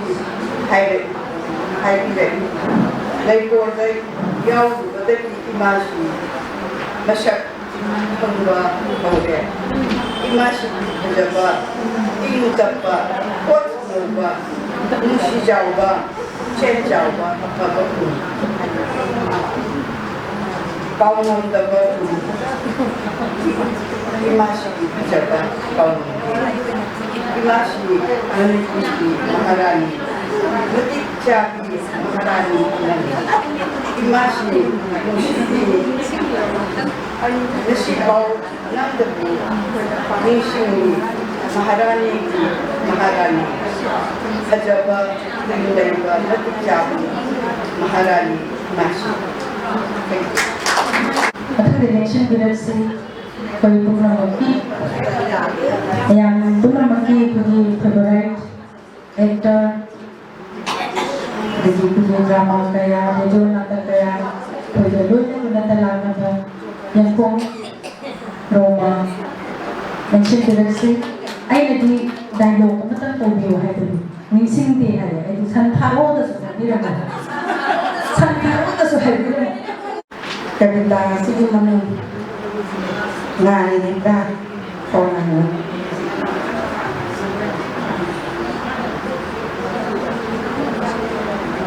lung dapat kunci sendiri tuh tu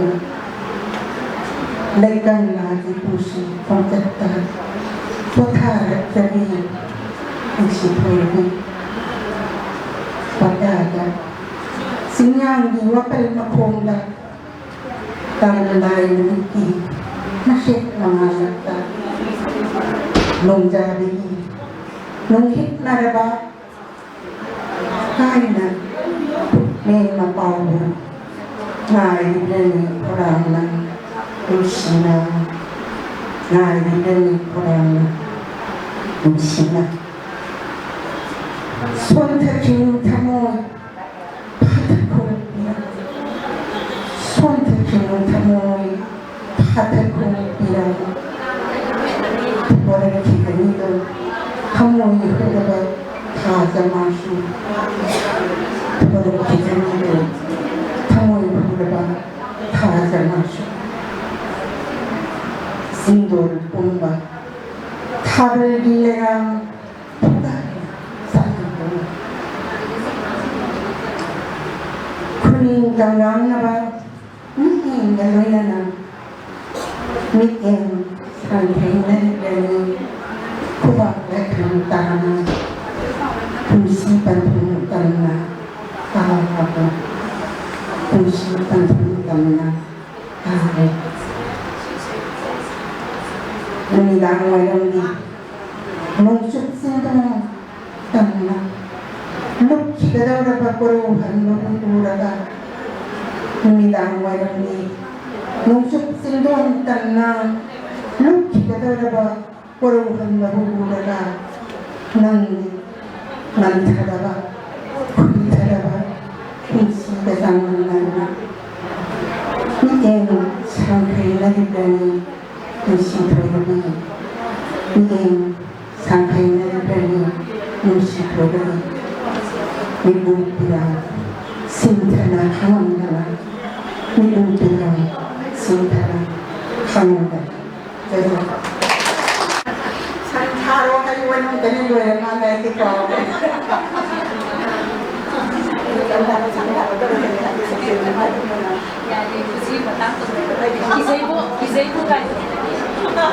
Pangit kan may hali, santaro kayo niya. Pangit kayo na tulong tayo.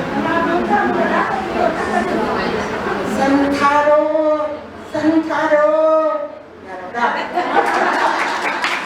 Tagatsaring Santaro dahil sa mga nadadamdiyaw mo ito.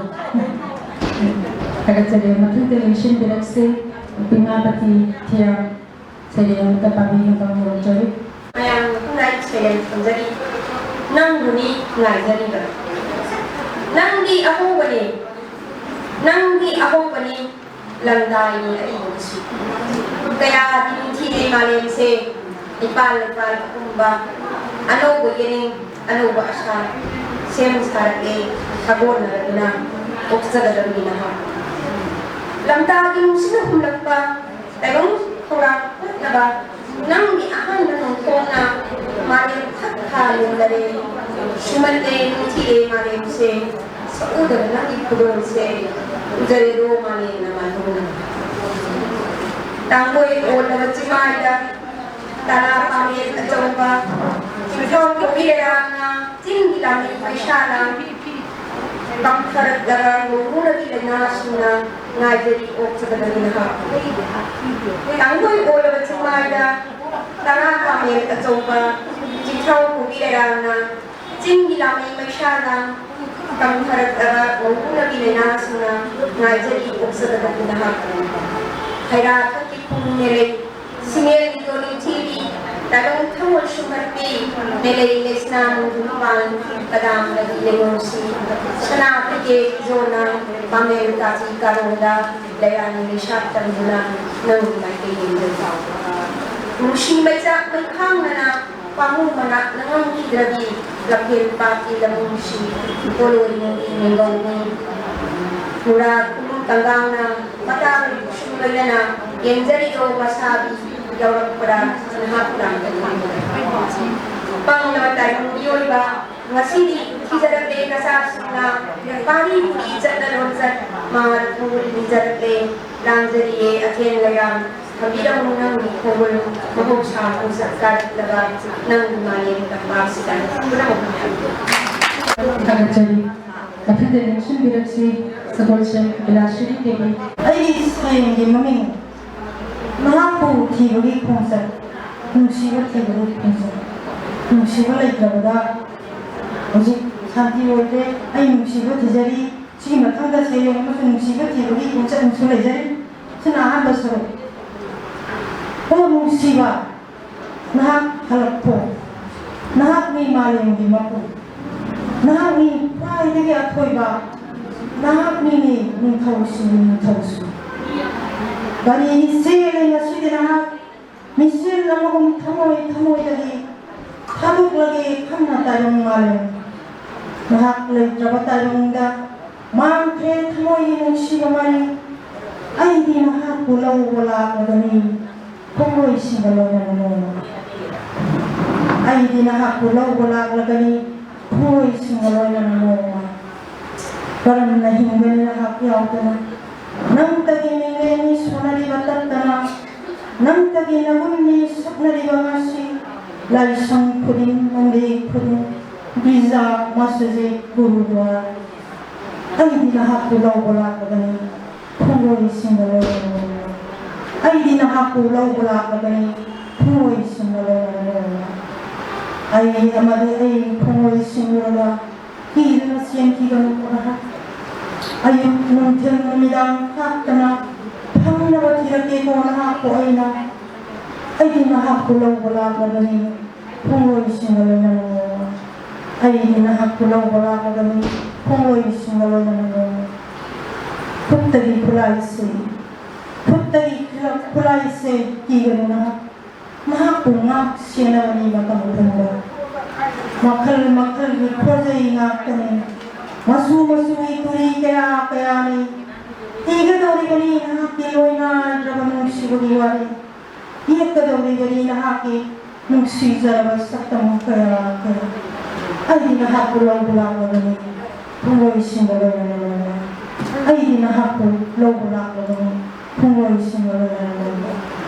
ꯍꯦ ꯅꯨꯡꯁꯤꯕ ꯊꯃꯣꯏꯁꯤꯡꯗꯒꯤ ꯃꯥꯡꯈ꯭ꯔꯕ ꯅꯍꯥꯛ ꯊꯝꯂꯝꯗꯕ ꯌꯥꯗꯦꯅꯦ ꯃꯥꯂꯦꯝꯁꯤꯗ ꯅꯍꯥꯛꯄꯨ ꯊꯝꯂꯝꯗꯕ ꯌꯥꯗꯦꯅꯦ ꯃꯥꯂꯦꯝꯁꯤꯗ ꯑꯩꯈꯣꯏꯅ ꯆꯠꯇ꯭ꯔꯤꯉꯩ ꯃꯐꯝꯁꯤ ꯊꯥꯗꯣꯛꯇꯨꯅ ꯃꯔꯝ ꯑꯗꯨꯅ ꯑꯩꯈꯣꯏ ꯁꯦꯝ ꯁꯥꯕꯅꯤ ꯉꯁꯤꯗꯤ ꯈꯣꯡꯆꯠ ꯑꯃꯒꯤꯗꯃꯛ ꯑꯩꯈꯣꯏ ꯁꯦꯝ ꯁꯥꯕꯅꯤ ꯉꯁꯤꯗꯤ ꯈꯣꯡꯆꯠ ꯑꯃꯒꯤꯗꯃꯛ ꯅꯨꯡꯁꯤꯕ ꯅꯍꯥꯛꯄꯨ ꯊꯤꯕꯒꯤ ꯈꯣꯡꯆꯠ ꯅꯨꯡꯁꯤꯕ ꯅꯍꯥꯛꯄꯨ ꯊꯤꯕꯒꯤ ꯈꯣꯡꯆꯠ ꯈꯣꯡꯆꯠꯅꯤ ꯈꯣꯡꯆꯠ ꯅꯨꯡꯁꯤꯕ ꯅꯍꯥꯛꯄꯨ ꯊꯤꯕꯒꯤ ꯈꯣꯡꯆꯠ ꯑꯩꯗꯤ ꯅꯍꯥꯛꯄꯨ ꯂꯧꯕ ꯂꯥꯛꯂꯒꯅꯤ ꯊꯨꯡꯂꯣꯏꯁꯤꯡꯒ ꯂꯣꯏꯅꯅ ꯅꯣꯡꯃ ꯑꯩꯗꯤ ꯅꯍꯥꯛꯄꯨ ꯂꯧꯕ ꯂꯥꯛꯂꯒꯅꯤ ꯂꯩꯀꯣꯜꯒꯤ ꯅꯨꯡꯁꯤꯕꯤꯁꯤꯡꯒ ꯂꯣꯏꯅꯅ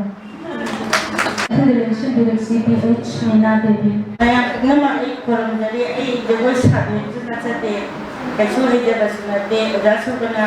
ꯔꯤꯂꯤꯞ ꯀꯦꯝ ꯑꯃꯗ ꯖꯒꯣꯏ ꯁꯥꯎꯔꯦꯅ ꯈꯪꯉꯥꯏ ꯍꯥꯏꯔꯛꯄꯗꯒꯤ ꯑꯩꯅ ꯁꯨꯝ ꯃꯣꯏꯔꯥꯡꯒꯤ ꯔꯤꯂꯤꯞ ꯀꯦꯝꯗ ꯑꯣꯠꯂꯨꯕꯅꯦ ꯑꯗꯨꯗ ꯑꯗꯨꯒꯤ ꯖꯒꯣꯏꯗꯣ ꯁꯥꯒꯗꯕꯅꯦꯅ ꯈꯪꯉꯥꯏ ꯍꯥꯏꯖꯟꯕꯤꯔꯛꯑꯦ ꯑꯩꯗꯤ ꯍꯪꯆꯤꯠ ꯒꯣꯜꯕꯗ ꯑꯣꯄꯔꯦꯁꯟꯁꯨ ꯇꯧꯖꯗꯣꯔꯤꯕꯅꯤ ꯑꯩ ꯃꯥꯅ ꯑꯣꯖꯥꯅ ꯍꯥꯏꯕꯁꯦ ꯏꯟꯗꯕ ꯌꯥꯗꯕꯒꯤ ꯏꯖꯃꯟꯗꯅ ꯁꯥꯖꯒꯗꯧꯔꯕꯅꯤ ꯃꯌꯥꯝꯒꯤ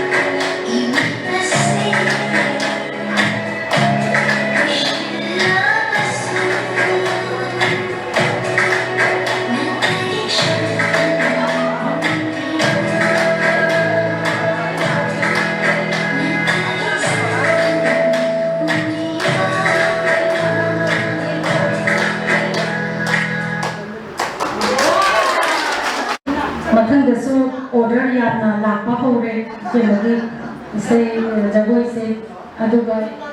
ꯊꯥꯔꯤꯕ ꯄꯩꯁꯥꯁꯤ ꯀꯃꯥꯏꯅ ꯇꯧꯗꯣꯏꯅꯣ ꯁꯤ ꯃꯇꯝꯗ ꯂꯩꯈꯥꯏ ꯁꯦꯡꯕꯤꯔꯝꯃꯣ ꯂꯩꯀꯣꯜꯒꯤ ꯂꯩꯀꯣꯜꯒ ꯇꯪꯈꯥꯏ ꯇꯪꯈꯥꯏ ꯌꯦꯟꯅꯔꯗꯣꯏꯔꯥ ꯑꯩ ꯑꯁꯤ ꯃꯇꯝ ꯈꯪꯖꯅꯤꯡꯉꯤ ꯃꯊꯪꯒꯤ ꯄ꯭ꯔꯣꯒ꯭ꯔꯥꯝ ꯂꯧꯕ ꯂꯥꯛꯆꯔꯒꯦ ꯑꯩ ꯈꯥꯎ ꯁꯦꯟꯅꯅꯕ ꯂꯣꯏꯅꯃꯛꯇꯤ ꯄꯤꯕꯤꯔꯝꯗꯅ ꯌꯥꯏ ꯈꯥꯎꯗꯗꯤ ꯈꯋꯥꯡ ꯆꯨꯞꯄꯤ ꯖꯒꯣꯏ ꯁꯥꯔꯒ ꯇꯪꯈꯥꯏ ꯆꯥꯕꯤꯔꯥ ꯊꯥꯒꯠꯆꯔꯤ ꯑꯃꯨꯛꯀꯁꯨ ꯍꯟꯅ ꯅꯤꯕꯇ ꯀꯜꯂꯨ ꯄꯤꯔꯛꯑꯁꯨ ꯄꯤꯔꯛꯇ꯭ꯔꯁꯨ ꯑꯗꯨꯝ ꯀꯥꯟꯅꯕ ꯂꯩꯇꯅ ꯃꯊꯪꯁꯤ ꯀꯧꯁꯤꯟꯖꯒꯦ ꯑꯩꯈꯣꯏ ꯏꯀꯥꯏ ꯈꯨꯝꯅꯖꯔꯕꯤ ꯂꯨꯞꯁꯤꯒꯤ ꯚꯥꯏꯁ ꯄ꯭ꯔꯁꯤꯗꯦꯟꯠ ꯑꯣꯏꯅ ꯊꯧ ꯄꯨꯕꯤꯔꯤꯕꯤ NG ꯀꯥꯁꯤꯗꯤꯕꯨ ꯁꯤꯒꯤ ꯃꯇꯝ ꯈꯨꯗꯣꯡ ꯇꯥꯕꯤꯔꯅꯕ ꯌꯧꯔꯛꯆꯔꯤ 500 ꯈꯛꯇꯪ ꯂꯧꯕꯤꯈ꯭ꯔꯦ ꯅꯤꯔꯨꯕ꯭ꯔꯥ ꯍꯥꯏꯕꯨ 1,010 ꯐꯪꯍꯧꯔꯦ so big applause for PH Meena ꯑꯗꯣ ꯁꯤꯃꯒꯤ ꯋꯥꯔꯤꯁꯨ ꯌꯥꯝ ꯅꯨꯡꯉꯥꯏ ꯂꯩꯕꯅꯦ ꯑꯗꯨꯅ ꯄꯔꯁꯣꯅꯦꯜ ꯑꯣꯏꯔꯦ ꯏꯁꯩ ꯅꯠꯇ꯭ꯔꯒ ꯁꯩꯔꯦꯡꯅꯤꯅ ꯃꯌꯥꯝꯅ ꯏꯁꯩ ꯑꯣꯏꯅ ꯄꯥꯝꯃꯦꯕ ꯆꯥꯛꯀꯨꯞ ꯊꯟꯕꯁꯤꯗ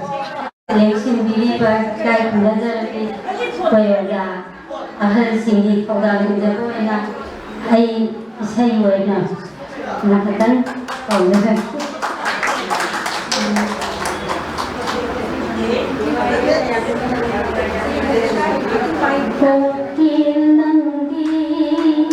Kokil nanggi, koi na paiga ngambanina, koi na, koi paiga ngambanina, Krishna ginakta pai karo, Shama ginakta pai karo, Manginam dusuru, Radhagi pausutam biuko, Kokil nanggi, kokil nanggi, koi na paiga ngambanina, koi na, koi paiga ngambanina, Krishna ginakta pai karo,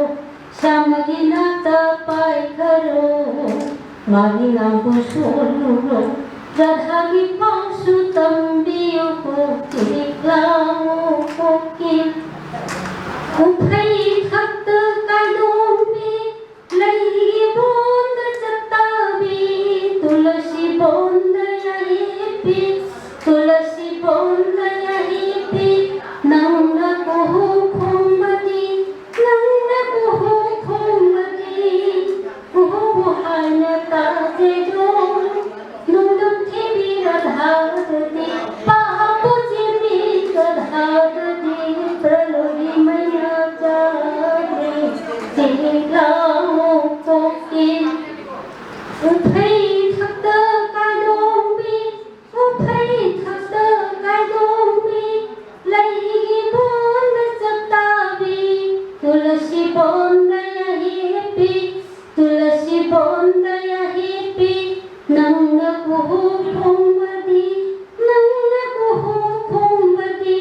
Kuhu buhaina tajedo, Kuhu buhaina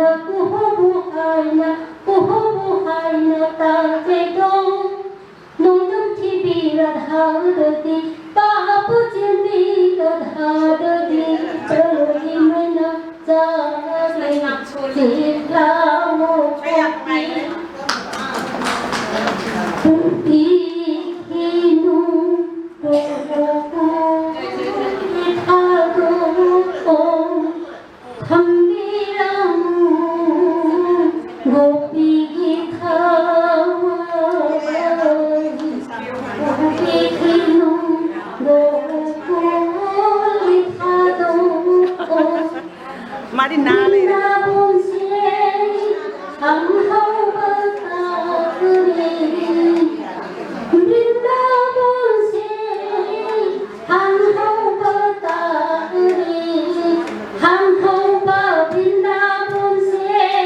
hum hau batare, Niti rosa kai batare, Pihinu koko, Ithado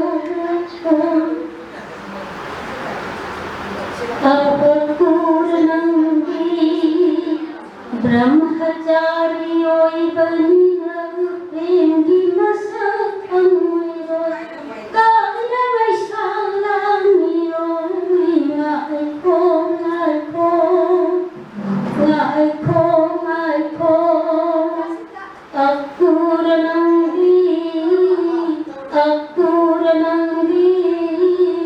ब्रह्मचारी प्रेमगी मसक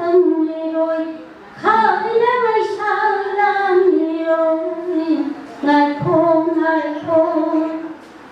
ꯑꯩꯈꯣꯏꯒꯤ ꯊꯋꯥꯏ ꯄꯣꯛꯈ꯭ꯔꯕꯗꯤ ꯑꯩꯈꯣꯏꯒꯤ ꯊꯋꯥꯏ ꯄꯣꯛꯈ꯭ꯔꯕꯗꯤ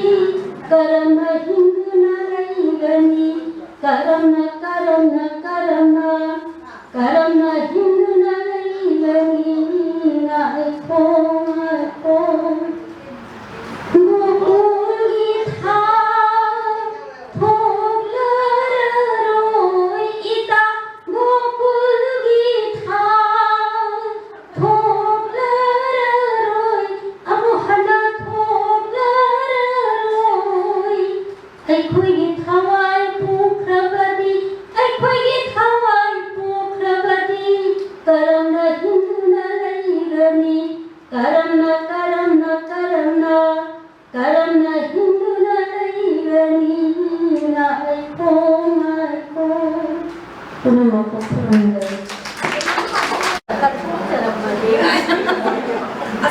hầu đời các thuốc chưa làm gì hay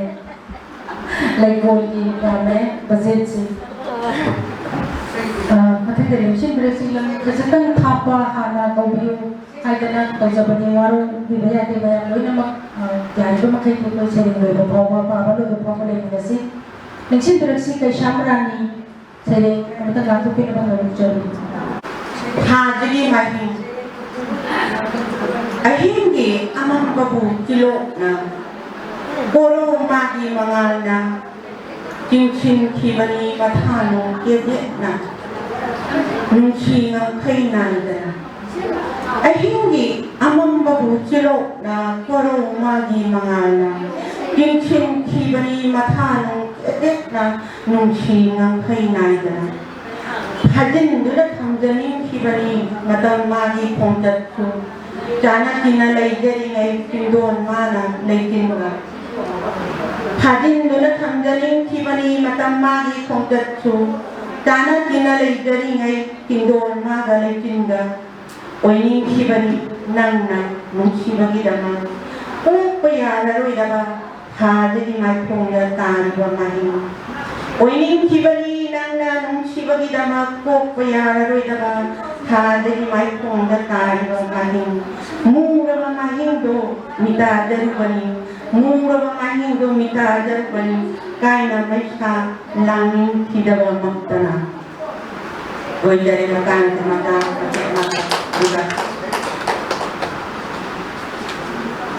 mata ketimba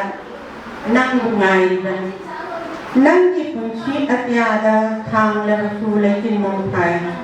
nang di punci atiada thang lebasu leitin mong pai kui doi miku amat tani ning handakan pona nakaki ngali mga kurogi mahan bangamba ang balaitin ngali mga kurogi mahan bangamba ang balaitin cha ibani layang layungchi puningi atik palay bonda yengono handa pingkang gilambi puningi jetu kutumsing nang bungai bani punai sina nang bungai bani punai sina jadi nation direksi ciro kirim malam thawai sila sekla oi kharasu matam pumbagi atithi oi diga aina phisi paiduna natung ilaki lam koi ba misak amagun sabtuna lakhi punsigi isai inam ta norga ipak tapak zaga pokraba matam gi saktamna nakna inapta lep narabagum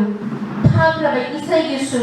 mallaba matamna ngasi su sakli punsigi isai aidi atithi अथांबद कोइला पाइरिबा मदंग बगी खोजेलदा तिनग्रबा खंथाम नाइरबा मयेक सिंगना ꯊꯧꯗꯣꯔꯛꯂꯤ ꯆꯤꯡꯁꯥꯡ ꯅꯥꯀꯣꯡꯗꯒꯤ ꯂꯛꯅꯔꯅꯤ ꯄꯨꯟꯁꯤꯕꯨ ꯊꯋꯥꯏꯒꯤ ꯃꯤꯡꯁꯦꯜ ꯑꯣꯏꯔꯤꯕ ꯅꯪꯅ ꯑꯃꯨꯛꯁꯨ ꯃꯤꯅꯝꯒꯦ ꯈꯜꯂꯤꯕꯔꯥ ꯄꯨꯟꯁꯤꯒꯤ ꯆꯦꯛꯄꯜꯗ ꯂꯝ ꯀꯣꯏꯕꯅꯤ ꯑꯩꯗꯤ ꯑꯇꯤꯊꯤꯅꯤ ꯁꯨꯞꯅꯇꯒꯤ ꯁꯥꯡꯂꯕ ꯅꯪꯒꯤ ꯂꯝꯕꯤꯁꯤꯗ ꯁꯛꯈꯤꯒꯅꯤ ꯑꯁꯨꯝ ꯄꯨꯟꯁꯤꯒꯤ ꯏꯁꯩ ꯊꯋꯥꯏꯁꯤꯡꯗ ꯆꯦꯛꯂꯥ ꯑꯣꯏꯈ꯭ꯔꯕꯁꯨ ꯂꯝꯕꯤꯁꯤꯗ ꯁꯛꯈꯤꯒꯅꯤ ꯑꯁꯨꯝ ꯄꯨꯟꯁꯤꯒꯤ ꯏꯁꯩ ꯑꯩꯗꯤ ꯑꯇꯤꯊꯤꯅꯤ ꯄꯨꯝꯅꯃꯛ ꯐꯖꯅ ꯇꯨꯝꯅꯔꯤ ꯊꯥꯒꯠꯆꯔꯤ ꯅꯤꯡꯁꯤꯡꯕꯤꯔꯛꯁꯤ ꯈꯥꯏꯗꯦꯝ ꯂꯟꯗꯟ ꯕꯂꯥ ꯁꯩꯔꯦꯡ ꯑꯃꯇꯪ ꯂꯥꯟꯊꯣꯛꯄꯤꯅꯕ ꯍꯣꯠꯅꯖꯔꯤ ꯁꯖꯤꯕꯨ ꯂꯥꯛꯂꯦꯗꯅ ꯁꯖꯤꯕꯨ ꯂꯥꯛꯂꯦꯗꯅ ꯉꯣꯟ ꯇꯧꯗꯨꯅ ꯂꯝꯇꯥꯒꯤ ꯃꯆꯨ ꯃꯔꯛꯇ ꯂꯝꯇꯥꯒꯤ ꯈꯥꯁꯤꯅ ꯍꯟꯈ꯭ꯔꯕꯗ ꯁꯖꯤꯕꯨ ꯅꯪꯅ ꯈꯣꯡꯗꯣꯟ ꯄꯨꯜꯂꯛꯄ ꯊꯨꯡꯂꯔꯤ ꯁꯖꯤꯕꯨꯒꯤ ꯅꯣꯡꯃ ꯄꯥꯟꯕꯅ ꯃꯥꯂꯦꯝꯁꯦ ꯅꯥꯍꯧꯅꯔꯦ ꯊꯣꯡꯒꯥꯜ ꯈꯨꯗꯤꯡ ꯃꯈꯩ ꯁꯦꯡꯅꯔꯦ ꯅꯥꯍꯧꯔꯣꯏꯗꯣ ꯃꯇꯥꯕꯨꯡ ꯃꯅꯥ ꯃꯔꯨ ꯊꯣꯛꯇ꯭ꯔꯤꯉꯩ ꯊꯣꯛꯅ ꯅꯧꯔꯕꯤ ꯂꯩꯕꯥꯛ ꯂꯩꯅ ꯃꯥꯂꯦꯝ ꯈꯛꯇ ꯏꯟꯈꯠꯂꯛꯄ ꯇꯥꯏꯕꯪꯅ ꯉꯝꯕ ꯅꯠꯇꯦꯗ ꯈꯣꯏꯌꯨꯝꯅꯥꯒꯤ ꯏꯁꯦꯝꯁꯦ ꯃꯩꯇꯩ ꯌꯨꯝꯊꯣꯡ ꯈꯨꯗꯤꯡꯗ ꯁꯪꯒꯥꯏꯅꯨꯡꯒꯤ ꯌꯨꯝꯂꯥꯏ ꯁꯟꯊꯣꯛꯂꯦꯟ ꯑꯄꯥꯟꯕꯗ ꯆꯍꯤꯒꯤ ꯑꯅꯧ ꯑꯊꯦꯟ ꯀꯥ ꯊꯧꯖꯥꯜ ꯊꯧꯅꯤꯖꯔꯤ ꯏꯃꯣꯏꯅꯨ ꯏꯃꯥꯅ ꯐꯨ ꯍꯧꯈ꯭ꯔꯦ ꯆꯥꯛꯁꯪꯗꯒꯤ ꯊꯣꯡꯖꯤꯟꯗꯒꯤ ꯆꯨꯔꯤ ꯇꯥꯐꯝꯗꯒꯤ ꯈꯥꯡꯌꯦꯟꯐꯝꯗ ꯎꯅꯦꯝꯖꯔꯒ ꯄꯣꯠꯊꯣꯛ ꯋꯥꯡꯃꯗ ꯑꯅꯤ ꯂꯝꯗꯥꯏꯒꯤ ꯄꯨꯛꯃꯦꯟ ꯄꯥꯎꯃꯦꯟꯅꯕ ꯊꯥ ꯁꯖꯤꯕꯨ ꯆꯩꯔꯥꯎꯕ ꯑꯧꯀ꯭ꯔꯤ ꯍꯪꯒꯦꯠ ꯆꯣꯡꯗꯨꯅ ꯏꯕꯨꯗꯧ ꯄꯥꯈꯪꯕꯗ ꯊꯧꯅꯤꯖ ꯃꯤꯀꯣꯟ ꯊꯥꯒꯣꯟꯅꯈ꯭ꯔꯦ ꯄꯥꯔꯤ ꯃꯁꯤꯡ ꯋꯥꯠꯇꯅꯕ ꯏꯃꯣ ꯃꯁꯤꯡ ꯇꯥꯗꯅꯕ ꯁꯖꯤꯕꯨ ꯊꯣꯡꯕ ꯂꯩꯊꯣꯡ ꯍꯥꯠꯄ ꯁꯖꯤꯕꯨ ꯂꯥꯏꯌꯦꯟ ꯀꯥꯏꯕ ꯑꯐ ꯐꯠꯇ ꯑꯃꯒꯤ ꯂꯥꯛꯌꯦꯟ ꯀꯥꯏꯈ꯭ꯔꯦ ꯁꯖꯤꯕꯨꯒꯤ ꯂꯥꯛꯌꯦꯟ ꯑꯗꯨꯕꯨ ꯃꯤ ꯃꯔꯛꯇ ꯀꯨꯀꯤꯒ ꯃꯩꯇꯩꯒꯤ ꯌꯦꯠꯅꯕ ꯀꯨꯀꯤꯅ ꯃꯩꯇꯩ ꯍꯥꯠꯀꯦ ꯅꯤꯡꯁꯤꯡꯅꯕꯁꯤꯃꯗꯤ ꯀꯅꯥꯅ ꯂꯥꯛꯌꯦꯟ ꯀꯥꯏꯕꯤꯅꯤ ꯂꯩꯕꯥꯛ ꯅꯤꯡꯊꯧ ꯂꯩ ꯍꯥꯏꯕꯁꯨ ꯈꯪꯈꯤꯗꯔꯦ ꯅꯤꯡꯊꯧꯁꯨ ꯍꯀꯥꯝ ꯆꯟꯗꯨꯅ ꯂꯦꯜꯂꯤ ꯎꯄꯥꯏ ꯂꯩꯇ ꯅꯤꯡꯁꯤꯡꯂꯛꯏ ꯑꯗꯨꯉꯩ ꯃꯇꯝꯗꯣ ꯃꯤꯌꯥꯝ ꯆꯥꯔꯤ ꯈꯨꯗꯣꯝꯕꯤꯗ ꯃꯩꯇꯩ ꯅꯤꯡꯊꯧꯅ ꯑꯉꯥꯡꯒꯨꯝ ꯄꯪꯁꯤꯟꯈꯤꯕ ꯄꯥꯈꯠꯆꯩ ꯉꯁꯤꯁꯨ ꯑꯗꯨꯅ ꯊꯣꯛꯂꯒꯗ꯭ꯔꯥ ꯑꯗꯨꯉꯩ ꯏꯄꯨ ꯃꯥꯏꯆꯧꯁꯤꯡꯅ ꯃꯇꯝꯗꯣ ꯉꯥꯏꯗꯨꯅ ꯁꯔꯤ ꯋꯥꯁꯛꯅ ꯂꯪꯃꯥꯏ ꯆꯤꯡꯗꯣꯟ ꯀꯥꯗꯨꯅ ꯍꯤꯔꯤ ꯀꯣꯟꯈꯤꯕ ꯍꯩꯔꯝꯕꯗꯥꯏ ꯃꯇꯝꯗꯨ ꯌꯧꯔꯒ ꯑꯃꯨꯛ ꯍꯜꯂꯛꯑꯦ ꯏꯁꯨꯁꯥ ꯃꯇꯝꯗꯨ ꯌꯧꯔꯒ ꯑꯃꯨꯛ ꯍꯜꯂꯛꯑꯦ ꯏꯁꯨꯁꯥ ꯍꯥꯏꯈꯤꯕꯗꯨꯕꯨ ꯃꯇꯝꯗꯨ ꯑꯣꯏꯈꯤꯕꯗ ꯍꯜꯂꯛꯂꯣ ꯀꯟꯕꯤꯔꯔꯣ ꯃꯩꯇꯩꯁꯤꯡꯕꯨ ꯏꯄꯨ ꯃꯥꯏꯆꯧꯁꯤꯡ ꯏꯄꯨ ꯃꯥꯏꯆꯧꯁꯤꯡꯅ ꯊꯣꯛꯈꯤꯕ ꯍꯧꯅꯁꯤ ꯉꯥꯏꯅꯁꯤꯡ ꯆꯤꯡꯗꯨꯒꯤ ꯉꯁꯤꯁꯨ ꯑꯗꯨꯝ ꯂꯦꯞꯂꯤ ꯑꯄꯥꯟ ꯊꯣꯏꯕꯤꯒꯤ ꯃꯁꯥꯏ ꯄꯣꯠ ꯁꯣꯔꯥꯔꯦꯟ ꯋꯥꯡ ꯅꯨꯡꯁꯤꯕꯒꯤ ꯆꯤꯡꯅ ꯒꯥꯔꯤ ꯍꯦꯜꯂꯤꯕ ꯇꯝꯅ ꯒꯥꯔꯤ ꯋꯥꯠꯂꯤꯕ ꯃꯍꯧꯁꯥ ꯂꯥꯏꯔꯦꯝꯕꯤ ꯏꯃꯥꯒꯤ ꯈꯨꯠꯁꯦꯝ ꯉꯥꯛꯇꯅꯤ ꯃꯆꯥꯁꯤꯡꯕꯨ ꯃꯅꯨꯡꯗ ꯁꯝ ꯁꯥꯗꯨꯅ ꯌꯣꯝꯗꯨꯅ ꯄꯨꯔꯤꯕ ꯏꯃꯥꯅ ꯀꯗꯥꯏꯗ ꯀꯔꯤꯕꯨ ꯁꯣꯏꯈꯤꯒꯗꯒꯦ ꯈꯟꯕ ꯏꯃꯥ ꯂꯥꯟꯁꯤꯕꯨ ꯑꯣꯏꯒꯗꯕ ꯀꯌꯥꯝ ꯋꯥꯠꯂꯤꯕꯒꯦ ꯄꯨꯝꯅꯃꯛ ꯈꯪꯂꯤꯉꯩꯗ ꯏꯃꯥꯅ ꯁꯖꯤꯕꯨ ꯂꯥꯛꯏ ꯍꯥꯏꯕꯒꯤꯁꯨ ꯏꯅꯧ ꯅꯧꯗ꯭ꯔꯦ ꯁꯖꯤꯕꯨ ꯂꯥꯛꯏ ꯍꯥꯏꯕꯒꯤꯁꯨ ꯏꯅꯧ ꯅꯧꯗ꯭ꯔꯦ ꯅꯨꯡꯁꯨꯛ ꯅꯨꯡꯖꯥꯗꯔꯦ ꯃꯤꯅꯨꯡꯗ ꯏꯔꯥꯡ ꯁꯤꯟꯗꯔꯦ ꯃꯄꯥ ꯃꯄꯨꯅ ꯊꯝꯕꯤꯔꯝꯕ ꯏꯪꯈꯣꯜ ꯁꯝꯕ ꯍꯨꯔꯥꯟꯕꯅ ꯄꯨꯈ꯭ꯔꯕꯗ ꯑꯅꯧꯕ ꯌꯦꯅꯤꯡ ꯂꯥꯛꯄꯅꯤ ꯃꯆꯥꯁꯤꯡꯅ ꯃꯉꯣꯟ ꯅꯣꯛꯂꯤꯒꯗ꯭ꯔꯥ ꯍꯥꯏꯕꯤꯌꯣ ꯏꯃꯥ ꯃꯍꯧꯁꯥ ꯂꯥꯏꯔꯦꯝꯕꯤ ꯂꯥꯏꯅꯕꯨ ꯉꯝꯗꯕ ꯀꯔꯤ ꯂꯩꯕꯒꯦ ꯀꯟꯕꯤꯔꯣ ꯉꯥꯛꯄꯤꯔꯣ ꯆꯣꯡꯍꯟꯕꯤꯔꯣ ꯑꯅꯧꯕ ꯌꯦꯅꯤꯡ ꯆꯣꯡꯍꯟꯕꯤꯔꯣ ꯃꯥꯂꯦꯝꯁꯦ ꯑꯅꯧꯕ ꯌꯦꯅꯤꯡ ꯏꯪꯍꯟꯕꯤꯔꯣ ꯁꯖꯤꯕꯨꯒꯤ ꯑꯅꯧꯕ ꯌꯦꯅꯤꯡꯅ ꯄꯨꯝꯅꯃꯛ ꯊꯥꯒꯠꯆꯔꯤ ꯐꯖꯔꯕ ꯁꯩꯔꯦꯡ ꯑꯃ ꯂꯥꯟꯊꯣꯛꯄꯤꯔꯝꯕ ꯃꯊꯪꯗ ꯅꯤꯡꯁꯤꯡꯕꯤꯔꯛꯁꯤ M Hemabati Devi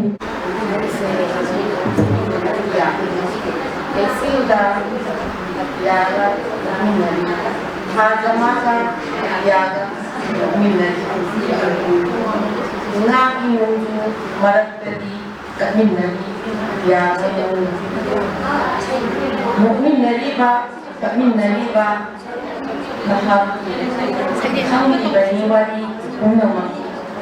adyanan wari kapada mahaki aroma wari dikraban maisa langlaban miki mangaga khangibra maisa malong liyu nangsu mahaki awaba wari singo Kadajari akan dari bersih sungguh di dalam. Aiki sering kami sentak apa? Kerja mau yang gen sembang ciao istri lalunya lain tadi amadi lain rumah panah putih kesan lalunya ayam sana kucing lalunya kami jadi lebat kita pukul mapai panpungan tidak sentak pang dan hak pangandan tungadan mabal dalam hak kan guna singar de sentak pang balai gamangda akan tarin singuna kan balai kana iya kana lain mata lena tapi ni korong mawang mantau kupang mawang mali lena lumbara balai ngana malumni Pancok sentak pang pada akan aswan awak anak hai tunga dalam lagi mapan pancok sentak pang pang dalam aduni akan baru oceano agon aswan masuk oceano ayam lagi pang dalam ni tapi lagi pang dalam mahak masandar Kadajari matan dari bersih KH kiran bala lebih. masih mengenai kemarin di cara saya lekor bilang tidak bilang mulai imam nang ikuida minti dapat lekor ama kamu bersama pengamba layang singgi potapun lengan tanah kanaba layang lekok sangkit sambiba layang lekong sonduna pamu zaida kalak ida uru pada ima nanggi ayek pasak tambu lay bangamti kamoy si ima nanggi nang tanalay tingi yung bagi pen banay deda katuk pagi kung tanalay tingi laybak ningbi atawbi mamunggoy ni nahati sana laybak ang laypung tang na mamunggoy lay makondi Sakin musen oilibi mintam palau lau libi nangdi sing lem labasatam na thawna phabani mamitai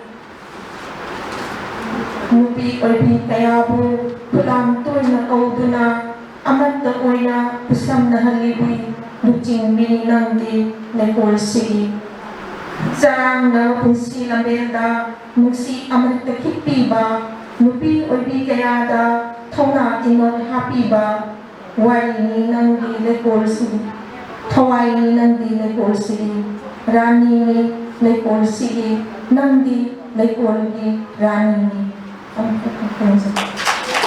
Ningshin bersih usaha restaurant Radhoni. Saya akan lakukan apa saja.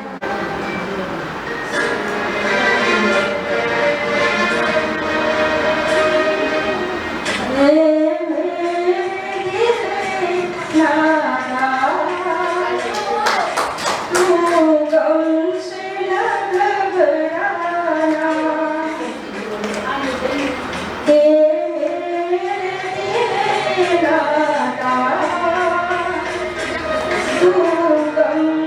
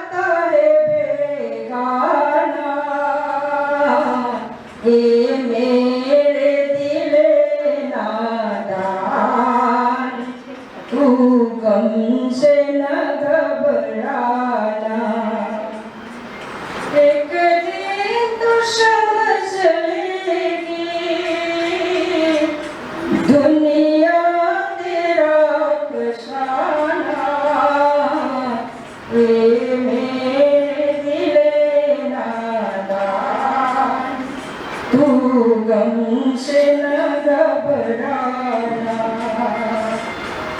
हे मेरे दिल नादान तू गम से ना घबराना Thank you. Nation Berasi Nandu Bilasram saya Mapadi Pagsumpol. Iba masal ko sila. Makuksan yung siba kasi pagsumpol ipagpok na taglang sana sa saktam ni Tungkong. Mau disuda sa labi kaya Kota Kopsen Kecet sa Hanel Sidros na Founder Konsep Katuna ang mamampayo na latar na kasanta. Ako ang panay ang konsep na namit kaya ni sa nagsukiba kumang kaya ni wadaman mikut sa datoy ba naman anisin kaya ang kaya ni nagyan ako wala naman konsep Karena mengikuti anaknya sumber piano, mungkin dari sumber dati cukup. Ada jadi hafsan umrah susah yang apa bilang dah. Aduga nasib kan lekolda join tauba. Aduga anda wajah function sila ba makatan ay setak jadi ibin sa kaya nation direksi saya yang apa besi. Ngarang katang wari chamaraga member hekta oye na join tauba. Nation direksi saya yang apa pablo ibin sa ideal ke. Magkukabahan na kadwa sa isinay doktor. Hanggang halo sila ke masih nakuha-kuha na kita dapat. Nasi ang kun sila ni ang kan naturak na ba kung sila iba may konsis. Kung di sana kung ataw bada labok ng hangdak lawi dahil masana sila sungi patani kasana singga labok matay ng pangta lawi kadang-kadang niya kay karang sakay isa kunda karang yen isa yuta kadang-kadang lor na nila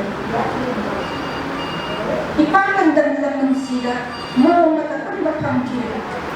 sana rin ay kampanan sa okit na ikot ko to na kira na kumang naksikam lang kada na isa hari katawala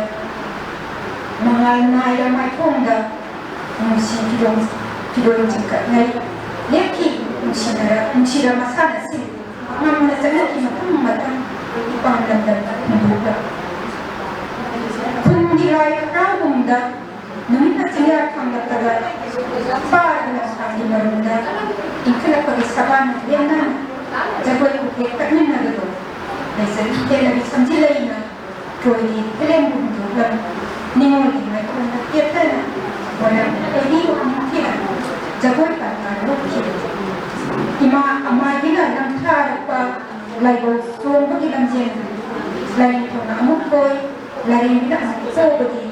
paksang desa kung nagkiba gara kamo gimakao mo ninsing ni gara na ko'y tayo kundi kriso ay sila baring sa pamlato na ising na tabamibo yenos kaya na kenarabang na sila ay pwede at umayigi makongsi mugyen kung kayong datarap pa monsong da tinggon da kung iba kung tama kung tanong kisi lawagi da pa yung awawin ng sa akin doon na sika doon minakisi magkakar pag-ikon siyo ang ulat na ba kawang kisi initok na ba kasi na may kongsi sa kung biyak ikaw kung maso marami manila namit kung yay bada walang nini na ko'y sumay kongsi kayong nani nasa naso warapwatin ba pagka ng madali na ko'y kayong nadali hanmi ba tayo Agak jadi lingsin bereksi uzapin bala saya matang aku sudah mengucap ay yang kana sa pagkahipaan kada niko nangang madali po ka sa nung kano lang ako kain ko siya na ano na nang talaga Ayungan ada sungkan si makamalan sama sila ay pandisan ada amata ang jadi lakuin uyong sukma dari amata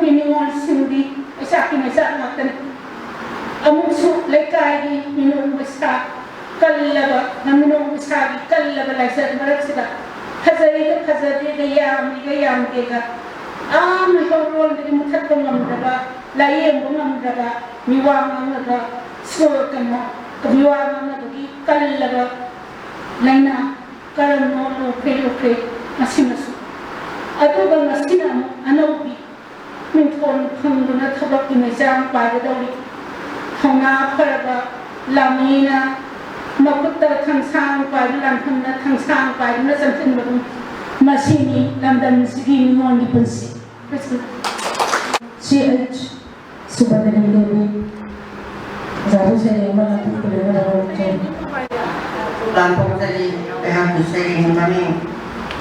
awal direkta. Waktu di pada yang selagi awal dirau tuna mimpi atia sempurna atia sempurna. ning tambaki lami ko ikaw langdakiba hawai kayana sagan gile kundaki sintarat kiba piranga insinaki nu tarabiraw kolga amat taboy Mukta akong lang naba, nung kong nung kira kamarta, pandiran amat kapiti, aduga,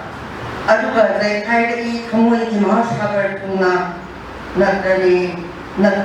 pati kumulak ko mo, ay ko'y bigyan ka, ay ko'y bigyan. May lay ganun pa itong mayok na panang kunda, may lay ganun pa itong mayok na panang kunda, ay waktu yang sumanda kau juga kamsil udah pamer jauh kamu kena contoh anu yang serta di asal daerah musuh meningkam pernah apa manukan pada jadi mungkin bersih yang minta asal bersih yang nak tahu Lecheli maja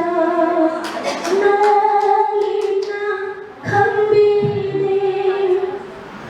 Lecheli maja ireina shumbide thamoy maja pirana khambide Lecheli maja nongina khambide Maya pamiku masih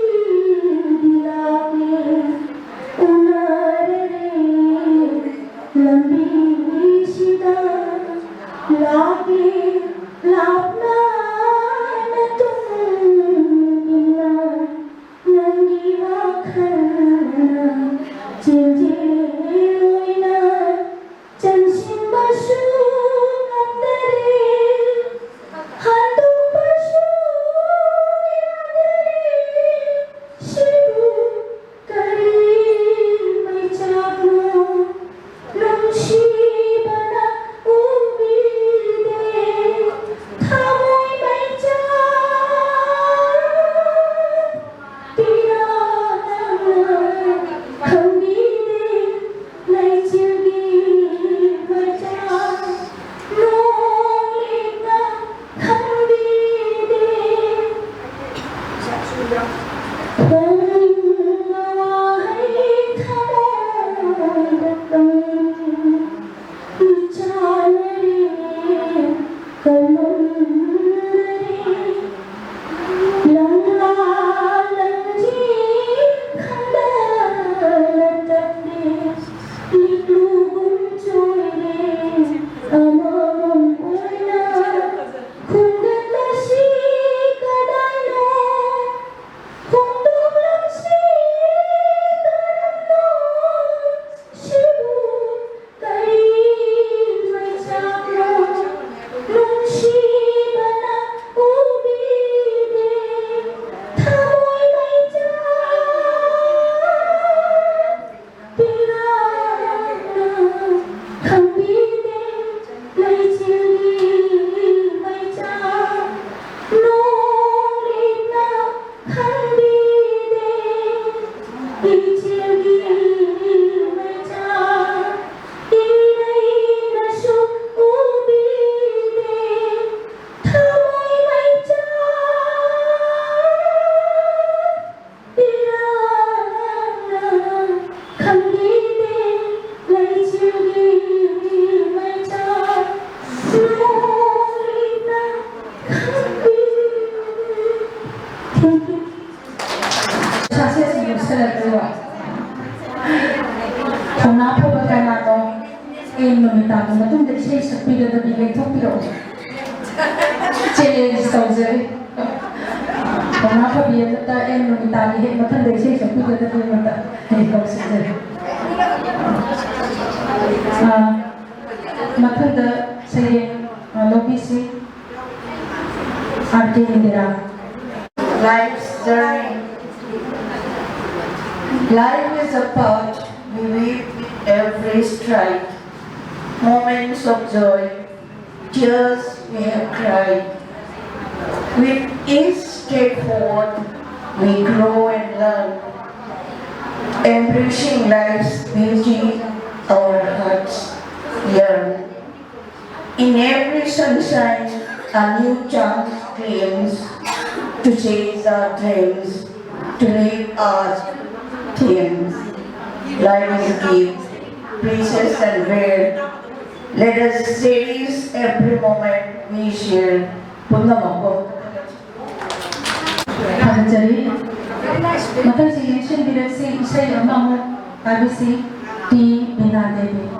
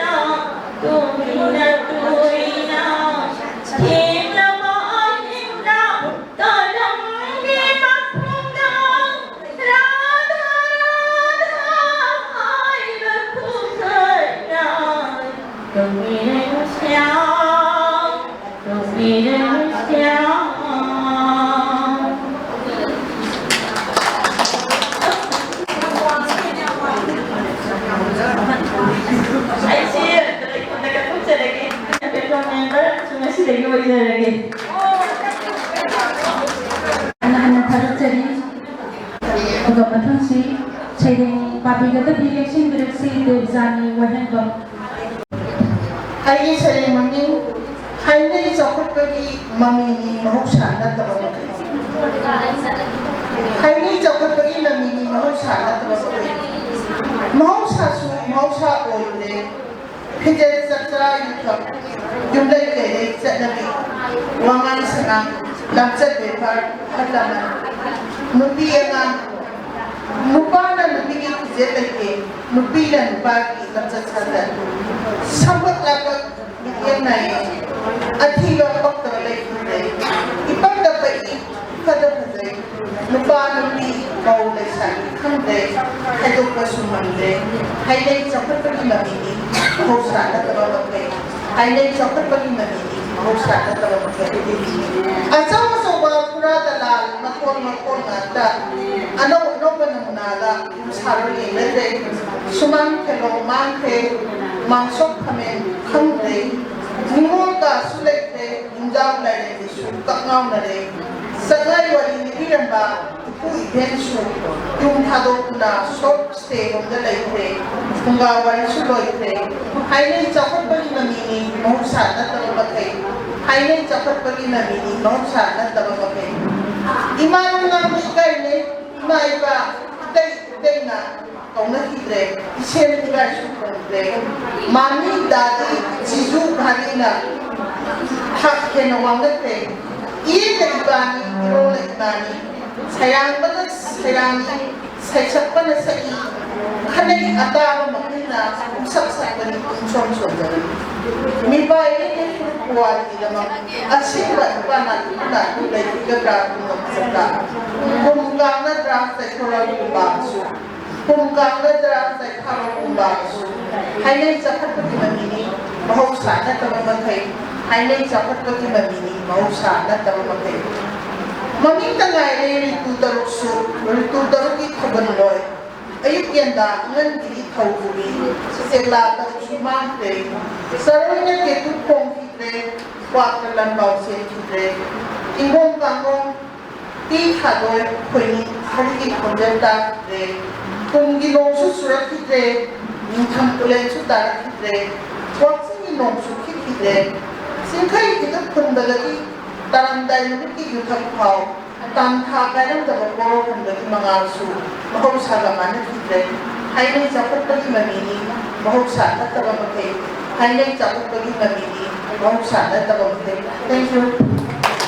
Tagajari, akan dimension direksi Lekoli Secretary oleh Kaum PDP za Jini Pernatiya saya mengenai tutulan ada project. Ay say mami kokosat tukay boyani Lekoli. Yung kong amatang lay na ba mi pangtang na pang na ba malin datak na ba nabi anong kan ba lanay nati Lekoli dapat ikay kasukang laroy san kaini da chokta basu laroy isay sakan da tay santan da sa ni kuzay pa na sakani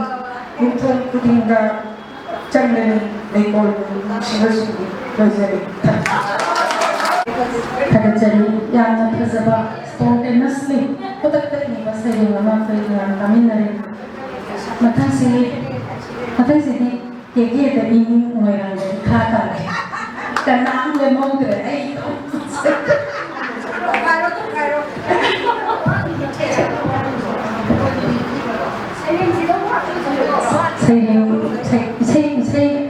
orang seksa mereka tahu saja.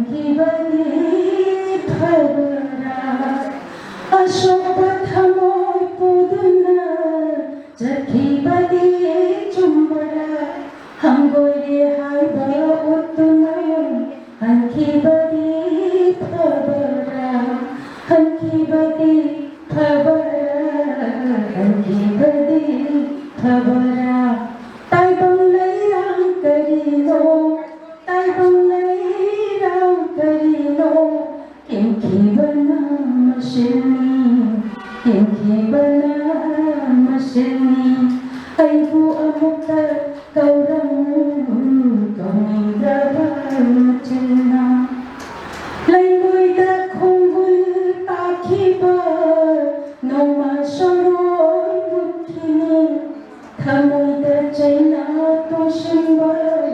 Lindsay Hagner. खामली लेंजे हाबना खामली लेंजे हाबना खामली ताई बंगलै रां इने लै ताई बंगलै रां इने लै नंलै नंशी नाय बनी नंलै नंशी नाय बनी ai bom ta kaurang kaurang macina Baca yang sering ini paling betul sekali. Misalnya kayaknya ini dong, atau moderator jika itu misalnya yang putih warna dan itu kayak baca saya orang tadi sajin lagi tapi itu tadi na amat second round tu pun orang kesulitan jadi moderator dia ada apa sajin saya sajin ambil lagi tu ya. तुझको कर पाना है कुछ पाकर खोना है जीवन का मतलब तो आना और जाना है दो पल का जीवन से एक उम्र चुरानी है जिंदगी और कुछ भी नहीं तेरी मेरी कहानी है एक प्यार का नगमा है मौजों की रवानी है जिंदगी और कुछ भी नहीं तेरी मेरी कहानी है तू धार है नदिया की मैं तेरा किनारा हूँ तू मेरा सहारा है मैं तेरा सहारा हूँ आँखों में समंदर है आशाओं का पानी है जिंदगी और कुछ भी नहीं तेरी मेरी कहानी है एक प्यार का नगमा है ला ला ला ला ला ला Thank you all. Nirapalai kongi khuiramalai ra dekhalo kungi nongholale sirapaturendi kanglabai se ihoroi mai lai sana cholo nirapalai kongi khuiramalai ra kungi nongkho ahanri kangai pongi nongdang koni kungi nongkho ahanri kangai pongi nongdang koni ari bapa me usak di anu malayo jonarani lirapalai kondi khuiramalai ra dekhalo kungi nongholale sirapaturendi